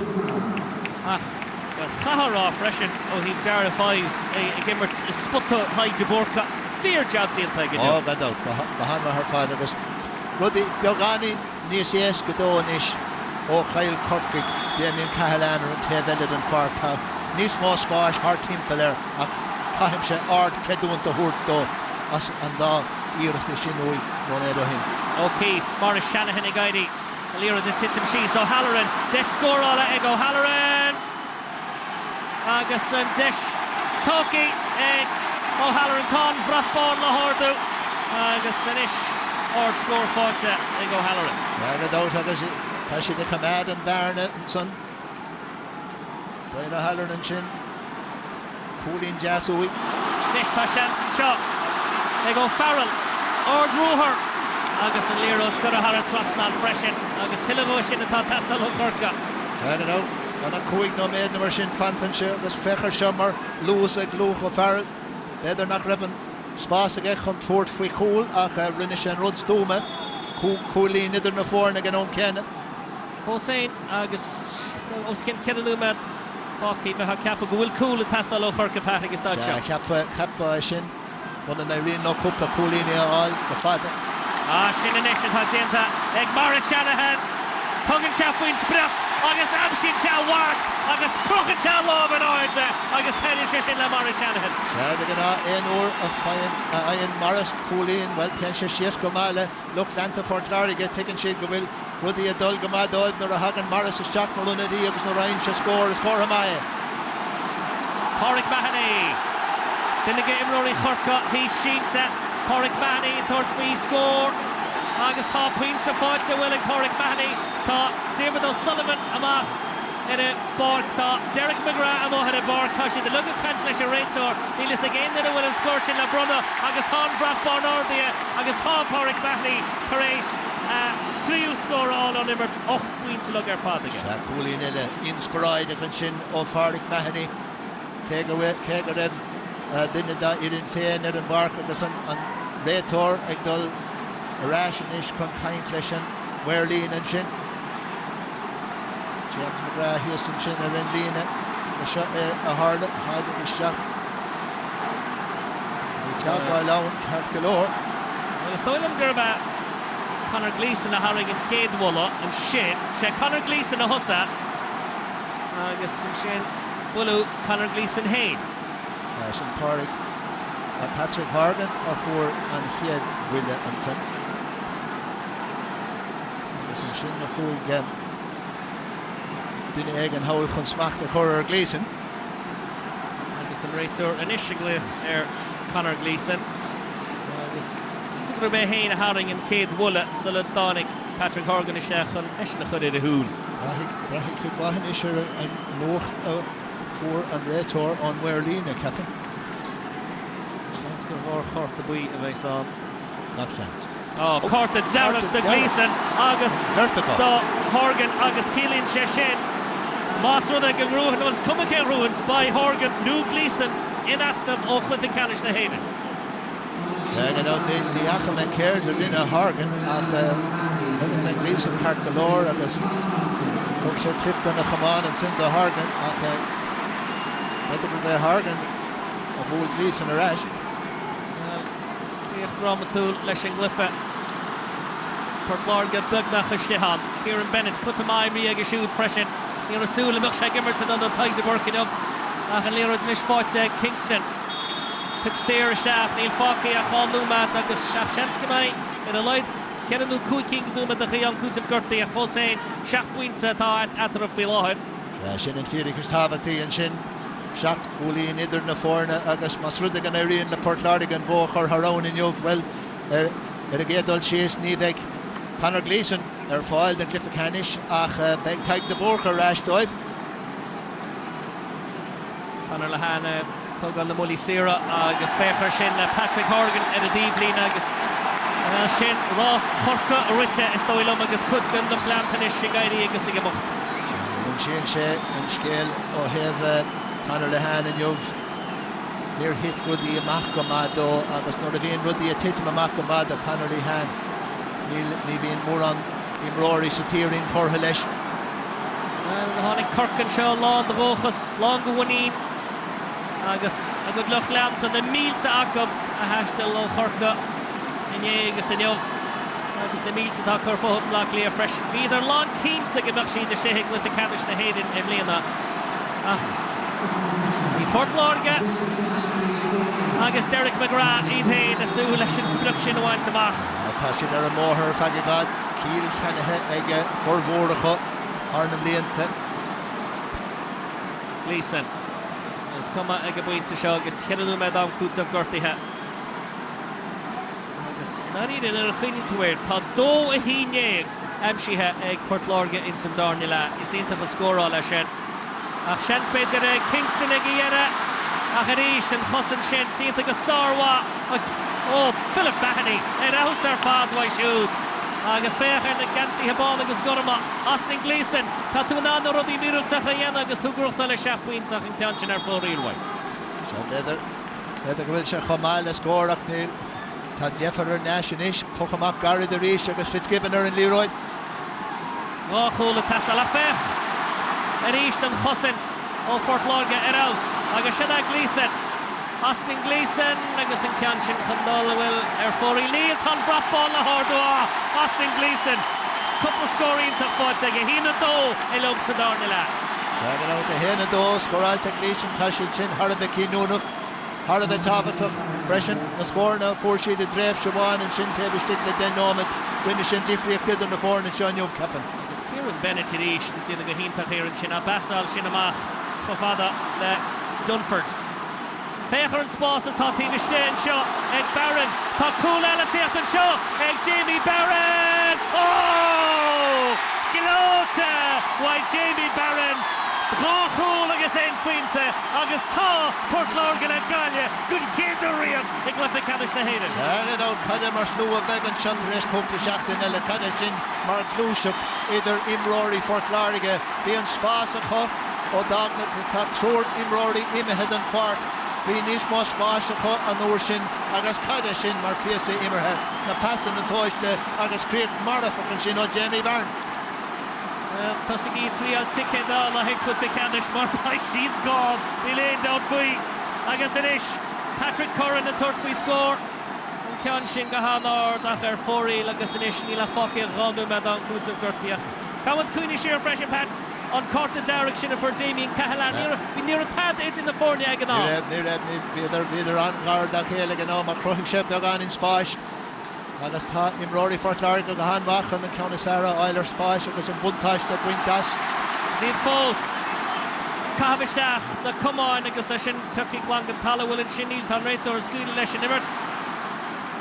Kingston You're a cool Ibra go Corca fós ag Kingston thuáil sé ríist agus inis an bhrú agad agus nó Connors a tíocht amach agus pass live a tuciú aige agus seogan a ríist siad lán go inniuh Rúthar an seo ó Dunford fós ag Dunford ach cáil sé an Shelib agus tá sé tuciú suas ag Spillane Númad Fácaí agus baid béc agus na gártha molta tíocht don slú ag íana seo sin a Harnadíach tuc séir grúte ag Harnadíach Rollwall sa gufan.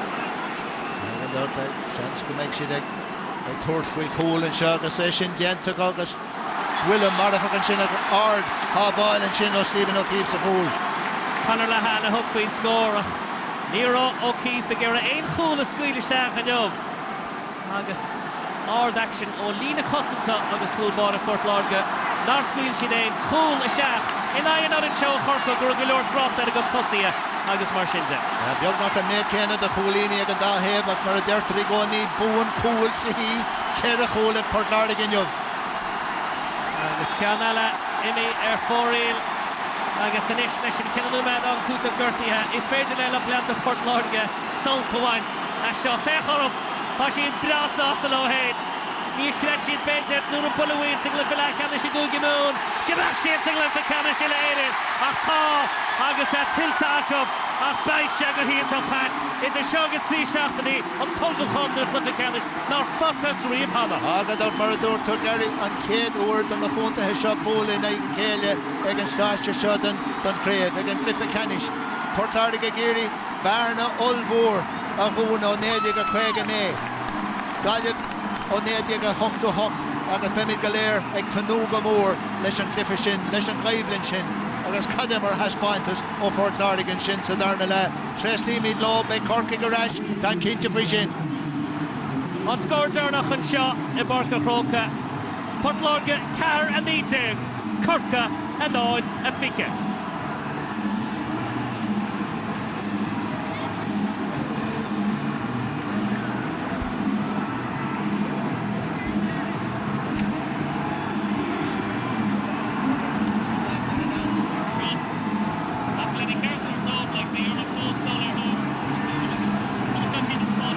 Well done to Waterford. Let's go down to the sideline for some immediate reaction.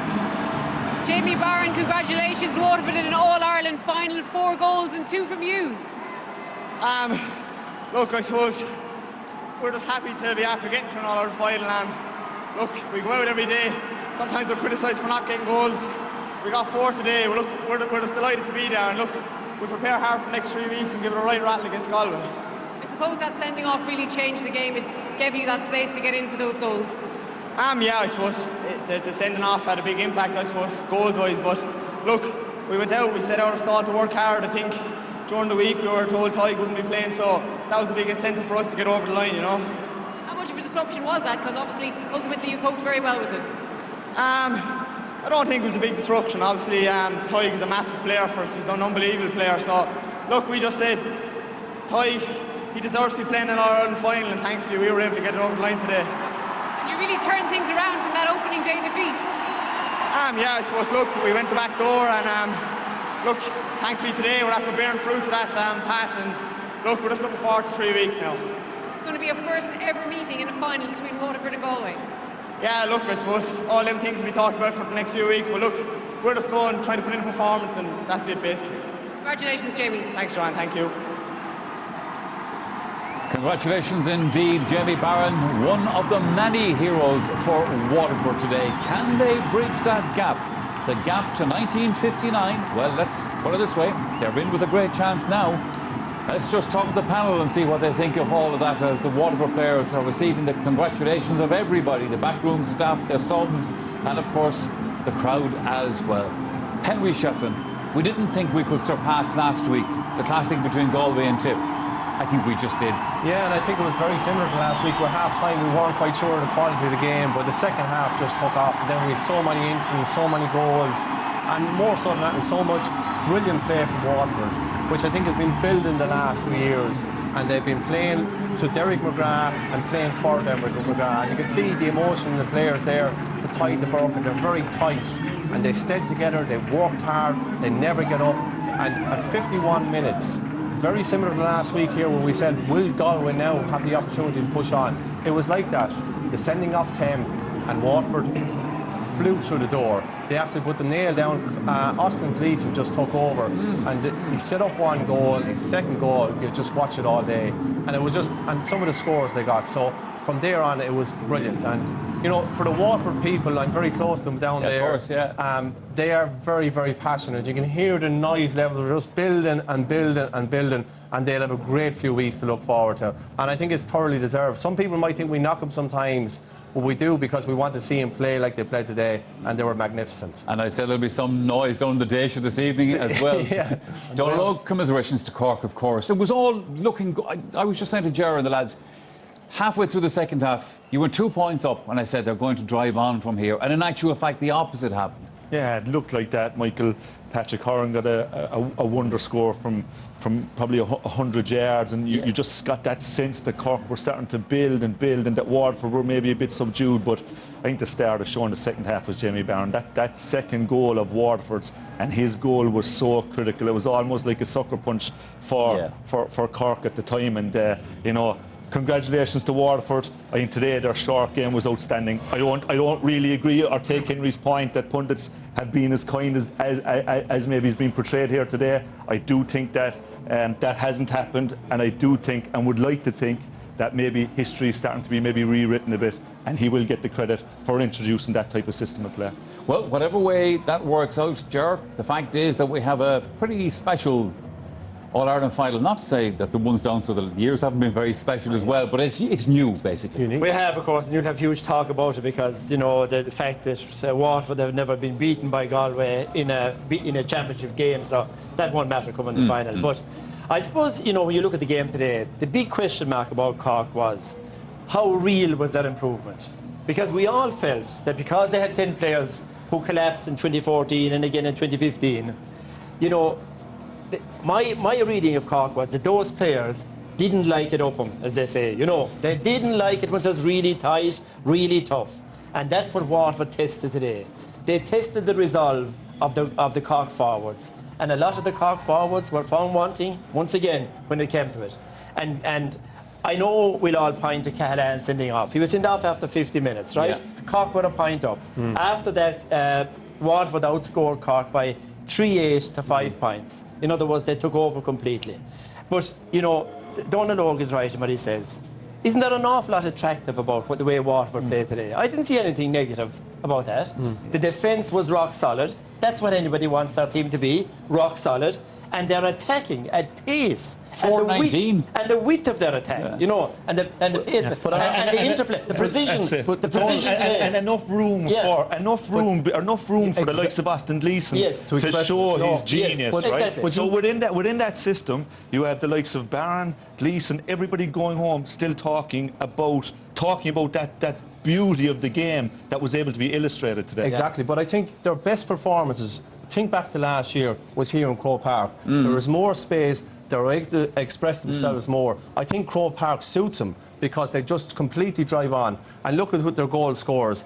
Gleeson, as I said, Jamie Barron got 2 as well. So they were definitely bombing forward more. They created the space. And I think defensively, there's no doubt about it, they have probably the best defensive system. It's just offensively sometimes they don't do it. But they've scored 4-19 again today. So I think hats off to them. But does that mean, but was their system any different today than the systems that they've set up previously? The system wasn't, but the delivery of the ball, the precision of the delivery was the way quality better. of the play. They weren't just hitting it into a loose man today. They were hitting it wide into space, into one of their own men. And then the delivery from the wing to wing was absolutely outstanding. But that's exactly how they stretched them completely. And that's the point I'm making. That's the way I'd imagine that Derek McGrath always dreams. He dreams of the game being played that way. But you can't fault him, which the pundits have been, and there has been negative connotations all over the commentary, and nearly touching that we're in such a dangerous time that we saw in the 2000s that there was a departure in Gaelic football, and all we got from these seats was puke football, negative this, negative that. I felt during this summer, anything I did here, that we were on the cusp or at the danger of knocking someone in the exact same way that football was knocked at that stage. And I think today we all got our answer. I'll tell you what, you couldn't knock the hurling championship this year. No doubt about that. But they have the fundamentals. Don't know. They have the fundamentals. They're brilliant in the air. They're exceptional in the ties. Have you ever seen a better team in the ties who can come out, win the dirty ball, and then find their man, get past their man, find their man, deliver the ball into space? There's never been better than that. And as well as that, they have outstanding leaders. You know, every team, a champion team, needs great leaders. Up along the centre. You see Darragh Fice today. He went in there. He played even better than the Borka, if you like. He could make 2 catches here when the game was still in the melting pot. They were like Dahiborg last weekend. So they have, it's not about systems, all about systems. It's the quality of player. Remember, Bilal Tullis, I said to you, they have outstanding players. They have they had a real team last year. Today they brought it on to a new level altogether. But they have problems as regards who will be available for the next. Well, they have, and we'll talk about that in a little while. After last week's game, and in fact the way this championship has been going, as we all know, people are saying, you know, Galway look like the team and all that. What will Galway think of that today? I think Galway will be very worried because Waterford are on the momentum. They're going on an up to the trajectory, and I think they're playing better. And Don Lowe will talk about systems, and I think everyone is probably fed up talking about systems, but you were right. You need to stand up for what you believe in. We think that sometimes we can express that system a little bit more offensively. I think that's what we sing today. And I think if Waterford come here to the All-Ireland, I thought last year they should have got to the All-Ireland. I don't know if they had a bet tip. I think it would have been a great experience for them because it is a different experience to be playing their All-Ireland. Now they have Brick and Kevin Moran, and when they needed those 2 players in the first half, they're leaders. They were there in 2008. They know what that experience is like.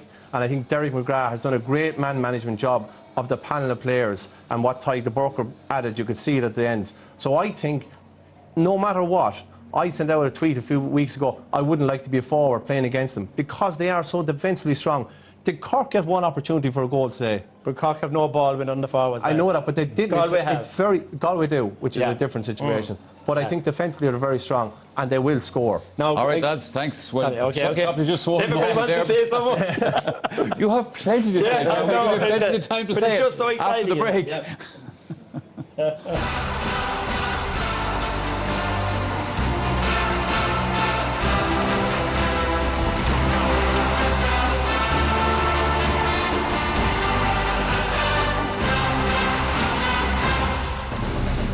this big win. What will Cork take out of this at the end of the championship now for them, Dáil? What will Kieran Kingston take out of this? Yeah, you have to say there's been great progress made, Michael. You know, and Cork will be devastated today, right? But you know, when they take a break, reflect on the summer past. You know, I know when you get beaten at the semi-final stage, it's almost as if, you know, everything that was good in the Munster Championship maybe. Yeah. You know, you can look at that. It's a bad place to go out. Exactly. But you look at the teams that Cork beat in Munster. They beat Tipperary, defending All-Ireland champions. Had been going very well except for the league performance that day. Then beat a Waterford team that were highly fancied down in Thurles again, and then beat a totally different proposition in Clare. Sure. In the Munster final. So the Cork team and the Cork management deserve huge credit for the season gone by. And in actual fact, let's hear from Kieran Kingston. Kieran, obviously a very disappointing way to end your season. I suppose the sending off really changed this game, the first sending off. Yeah, I mean, look, I'm not going to stand here and say that the sending off decided the game or anything like that. I think it was nip and tuck all the way. We certainly were in the game. We didn't finish well, but look, never took control of the game at the same time. And to be fair, just said inside what I said inside in the Waterford dressing room there, the best team won on the day, and that's it. Well, so it had been so tight up to that, weren't you? You were right in it, but then those goals came, obviously. Yeah, I mean, look, we still went after the game as best we could. We didn't play with a sweeper. We said we'd still go after it. But look, it turned out as it turned out. We're hugely disappointed. We knew coming up here, playing the same team for the fourth time in 8 months wasn't going to be easy. At the same time, we spoke around the fact of new competition, etc. And we felt we had a right chance. We were confident coming up, not in any way arrogant, but we were confident coming up. And look, we're disappointed, we're gutted, to be honest. But look, we'll take a lot from today and we'll learn a lot from today. I suppose, did you need more from your forwards, maybe especially in that first half? Yeah, I mean, look, playing against the sweeper is always going to be tighter in the extra man, and it's going to be more difficult. And but look, I'm not going to fault the lads. I suppose our season comes to an end. I have to acknowledge what they've done for hurling in Cork this year. They've been fantastic to work with.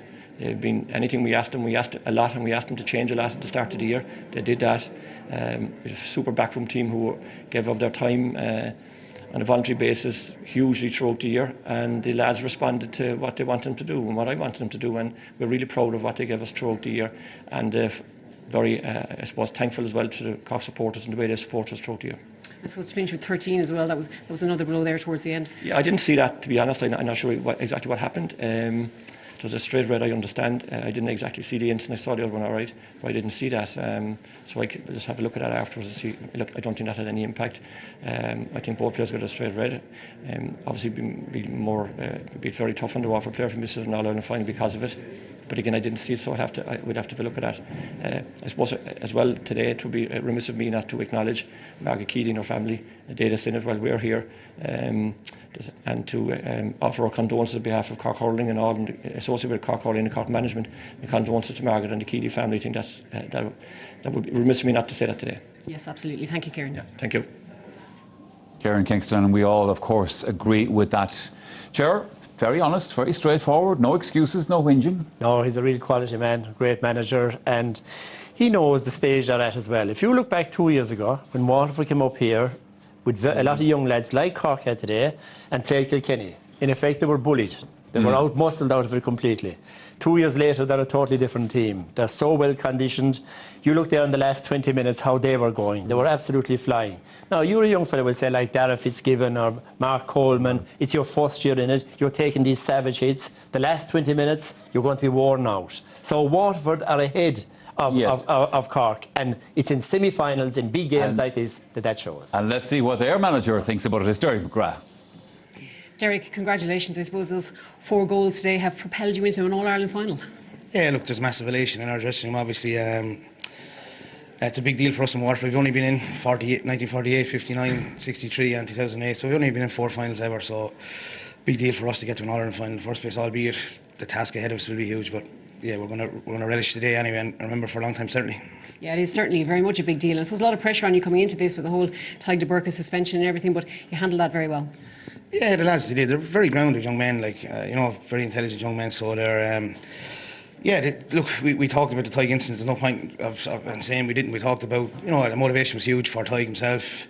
in terms of getting to the final for him, if you like. You know, he's been, as I said, at the centre of everything we've trying to do, and outside of that, as I said, he's a pure hurler. So it was, that was part of our motivation ahead of it. So it's certainly that was achieved in terms of getting him involved in a final day. You know, so look, it's great all around.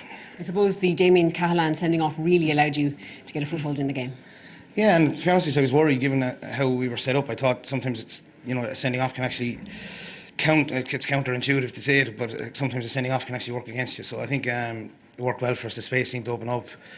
Cork were in a situation where we were able to push up on their backs, if you like. So space certainly opened up, and from then on, once I think it was I'm not sure it was the Jamie goal or what goal it was. I think we settled after that. Paulie got a great point after. So we were comfortable enough at the end, you know. Now, it wasn't the only red card. Conor Gleeson saw straight red as well. Your thoughts on that? Yeah, look, I didn't see it, and that's an honest opinion. I didn't actually see it. I think we were involved in so much fervour on the line today. We were very passionate about our approach today, and just didn't get a chance to see it, you know. Will that lead to worrying in the coming weeks? Yeah, well, I'd imagine so. Like, that's a red card is a red card given by the referee. So there's avenues that we've probably exhausted in the last 2 weeks in terms of Tide that we'll probably have to follow or otherwise, depending on what we see and when we have a good kind of deciphering of what's involved, you know. There was also another helmet incident involving Austin Gleeson earlier on with Luke Meade. Did you see that one? Yeah, no, I didn't. I haven't even been made aware till you've said it there in terms of an incident involving any kind of helmet. But all I know is, you know, I suppose we've been involved in an incident involving a helmet over the last number of weeks, if you like. So look, we'll see what happens. But, you know, as I said, I haven't seen anything to kind of, you know, to raise an issue. I know I've certainly no contact from anyone within officialdom, you know. And you have this special and unique final now to look forward to. Yeah, look, I think, with all due respect to the traditionalists, Cork, Tipperary, Kilkenny, I know they're represented well in your studio there, but, you know, I think people in general, in terms of the colour or the dynamic of the final, I think it's the final that everyone wanted. You know, even up for the match will be different, you know. It certainly will. Thanks, Jerry. Congratulations. All right, good luck. Up for the match will be different, there's no doubt about that. Henry Shefflin, you obviously know that neck of the woods, you know Waterford very well. The big issue now for Waterford people and for the team, of course, is how do they just keep themselves grounded and focused in the weeks ahead? Because, of course, there's going to be great excitement. Well, I think for the people, it shouldn't be. I think it should be about excitement. That's what sport is about. It's about enjoyment. And they've been on a roller coaster with this team, so of course they should enjoy it. I think probably in 2008, the people probably seeped into the players, and that's fresh enough. It's only a few years ago. Yeah. So I think that'll be good. And as you can see from Derek there, he's very grounded, and he's not going to let that seep into his players. And I think he has great leaders in the team, as Gerard's referenced already, and those people have been there. And there's nothing like experience. And you know, Cork experienced it today. Waterford have been experienced the last few years. So I think that'll keep them grounded, and they'll look forward to it. And they seem to relish Croke Park. So, you know, it's the big day. The semi-final is the worst one to lose, as we probably know. The final is about trying to go out and enjoy it and look forward to the next few weeks, which is great for them. Let's look at aspects of that second half, and there were so many of them. And I suppose one of the first key ones in terms of the scoring in the half was Jamie Barron's goal. Interesting thing about this is this was very similar to the one Cork conceded in the first half. Yeah, look, I think again Cork will be disappointed, especially given that Cork were in possession, but fantastic vision. Still had a lot to do here because you've two players coming at you, and you've Anthony Nash coming out to cover off the angle. But it was the composure and it was the quality of the pass, and also I thought Barron was outstanding, especially in that second half. And off his left hand into the near side, huge credit deserved. And Barron is the man really who has got him to the All-Ireland. If you think of extra time against Kilkenny, you know, he's a machine, the 1-2 after half-time, when everybody was flagging, when all of us watching the game was saying, oh, Kilkenny are going to win it now. He just took it by the scruff of the neck. In the second half there, when the game was for the winning, he's running from midfield. That's what made the difference. And when you think that he was taken off against Wexford, that was the only bad game he had. What a player, what a dynamic player in the middle. There was one ball, Michael, that there was a ball struck up into the left corner forward position, and there must have been 3 Cork defenders going after him. And he was there by himself, but he had the game sense, the intelligence to run with the ball. No, I do think he played for the free, or at the very least made the very most of it. But such are the things that win games. Did you ever, in your playing day, come weaving up the field with the ball on the edge of the stick and then lashing a goal?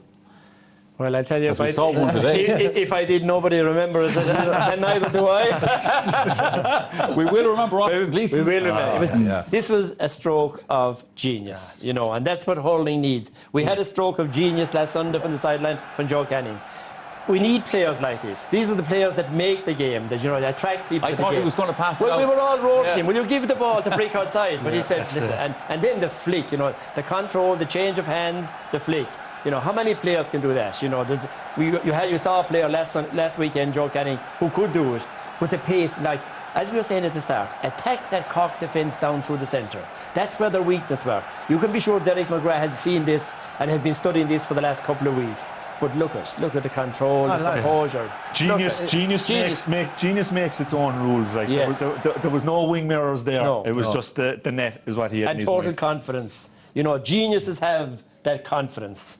No man knows it better than this man. But he actually goes faster with the ball in his hurl. For some reason, he's the best player I've ever seen with soul on the ball, where he's jinking in and out of players, and his wrists are just moving from side to side. And to see this possessed Mark Ellis for Jamie Barron. Conor Joyce, and the ball across. With 20 minutes to go last week, we said Joe Canning stood up to the plate. I think Austin Gleeson wasn't having a good game up to that, and then he stood up to the plate. There are such similarities. That's magic. That is magic. But just to put the icing on the cake, then Jamie Barron, we were admiring his goal a moment ago. Then came the next one. Yeah, no, and this is the thing. Like, he is just, you know, and this is Waterford. We said down the centre, and here they travel. And Kieran Bennett won the ball, and Patrick Curran. But watch him. He's moving off screen here, and next thing he just pops up, and he's still going like it was the first minute of the game. And he could have easily taken the point, but he knew what he was going. He was going for the juggler, and you know, took the finish. Donloe said last time with the left-hand side, this time on the right-hand side, and he's just a machine. No one could live with him, and he was absolutely magnificent. I think the word Henry used there, composure. Like Jake Dillon, again, a lesser player would have been tempted maybe to go for a point, hit the ball off the ground. Hard thing to do, especially with this surface out here. Carried on, laid off the ball. And they're also comfortable on the ball. All the Waterford players are so comfortable. They're not struggling to control it. It's because of being so good in the tight and so used to playing in such small spaces. Maybe we're all now going for this tighter system of play. But it is because of that. That suits them. It suits them, exactly. But look, and we didn't get a chance to say beforehand, but the Waterford panel is very, very strong now. Maurice Shannon, Tommy Ryan, Brian O'Halloran, Patrick Curran, and they all know how to play, and they all made an impact. So definitely in the last couple of years, he's been building that panel, and you've seen it again today. All right, let's get some further views on today's match. Let's join Marty Morrissey. He's down pitch side. Thank you very much, Michael. Yes, I'm joined by two greats from the participating counties in this year's All-Ireland hurling final. Anthony Cunningham, former Galway manager, and Paul Flynn, wonderful hurler, of course, with Waterford. First of all, Paul, congratulations. Oh, thank you, your county are in the All-Ireland hurling final. What are your initial thoughts on what we saw? It's just, you know, for us in Waterford, anytime we get to the final, you know, it's not even us, it's the people, the supporters up in the stand there. It's like, you know, it's a new beginning for the next month in Waterford, and the joy, you know, all the days of frustration that we suffered, the lads have suffered, you know, suddenly they're forgotten about, and we're looking forward to invading Dublin in early September to play Galway. Well done. And Anthony Cunningham, from a Galway perspective, I mean, Waterford put out a clear signal this afternoon that they're intent, they're determined to try and bring Liam McCarthy back home. Absolutely. I think this Waterford team deserves to be in an All-Ireland final, and congratulations to Waterford, but I suppose from a Galway point of view it finishes there now. That's the end of the niceness. Yeah, and there's going to be some fascinating matchups really, and some fascinating challenges in a few weeks' time, 3 weeks' time. So huge interest in Galway and in Waterford. I think every hurling person in the country wants these two teams to be in the final. Well, your county right now, up to today, would have been hot favourites with their performances. But Waterford are going to bring a physical challenge to this All-Ireland hurling final. I mean, what are your initial thoughts about what Galway are going to do? Yeah, I think physically they will match Galway, and I think it'll, you know, their system that they play, Dara Fives today was the sweeper, and he probably will try and go man to man probably the next day on Joe Canning, and maybe Tyke de Booker coming back in, or vice versa. So they have options there, and they'll close down the middle, they close down the Cork half-forward line hugely today. Dara Fives been immense. You'll on the other end you'll see the likes of Gleeson against Garage McInerney. Huge, you know, they're probably both players of the match today and last weekend. And, you know, if you go further up the field, you'll see the likes of Conor Whelan and Nolly Connor. So there'll be some fascinating battles. You're doing it the hard way, Paul. You lost Hyde to Burker for this semi-final. Now Conor Gleeson was sent off today. How do you feel, if you can put this game aside, how do you feel about Waterford against Galway? Well, Galway, you know, seem to be on a mission this year. You know, they've set out their stall. Waterford played them in the quarter-final of the league in Salt Hill, and, you know, Waterford played really well that day, but Galway came back from a 10-point deficit.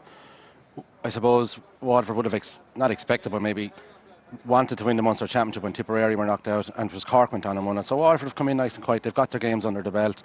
You know, they've got some nice games, you know, Wexford and Offaly and Kilkenny. So, you know, today was a massive test. For Waterford to beat Cork, Martin, no matter what, you know, it's massive. And down through the years, it's just, we don't beat Cork that often, and to beat them on the big stage by 11 points or whatever it was, it's phenomenal. Looking forward, Galway, you know, obviously, Tony Keeley, the Galway legend, you know, they'll have that spurring them on as well. And, you know, that can't be underestimated, what a player he was and personality. So, you know, is it Galway's year? Is it Waterford's year? Is it great? It's absolutely great. Well, do you know what, Paul? You know, we're all looking forward to it, I can tell you. And may the best team win. So thank you very much for joining us here. It's Galway against Waterford. First time ever in the history of the GA on the first Sunday in September, the 3rd at 3:30. Make sure you're either there or you're watching the Sunday game. I'll try and be there. How about that?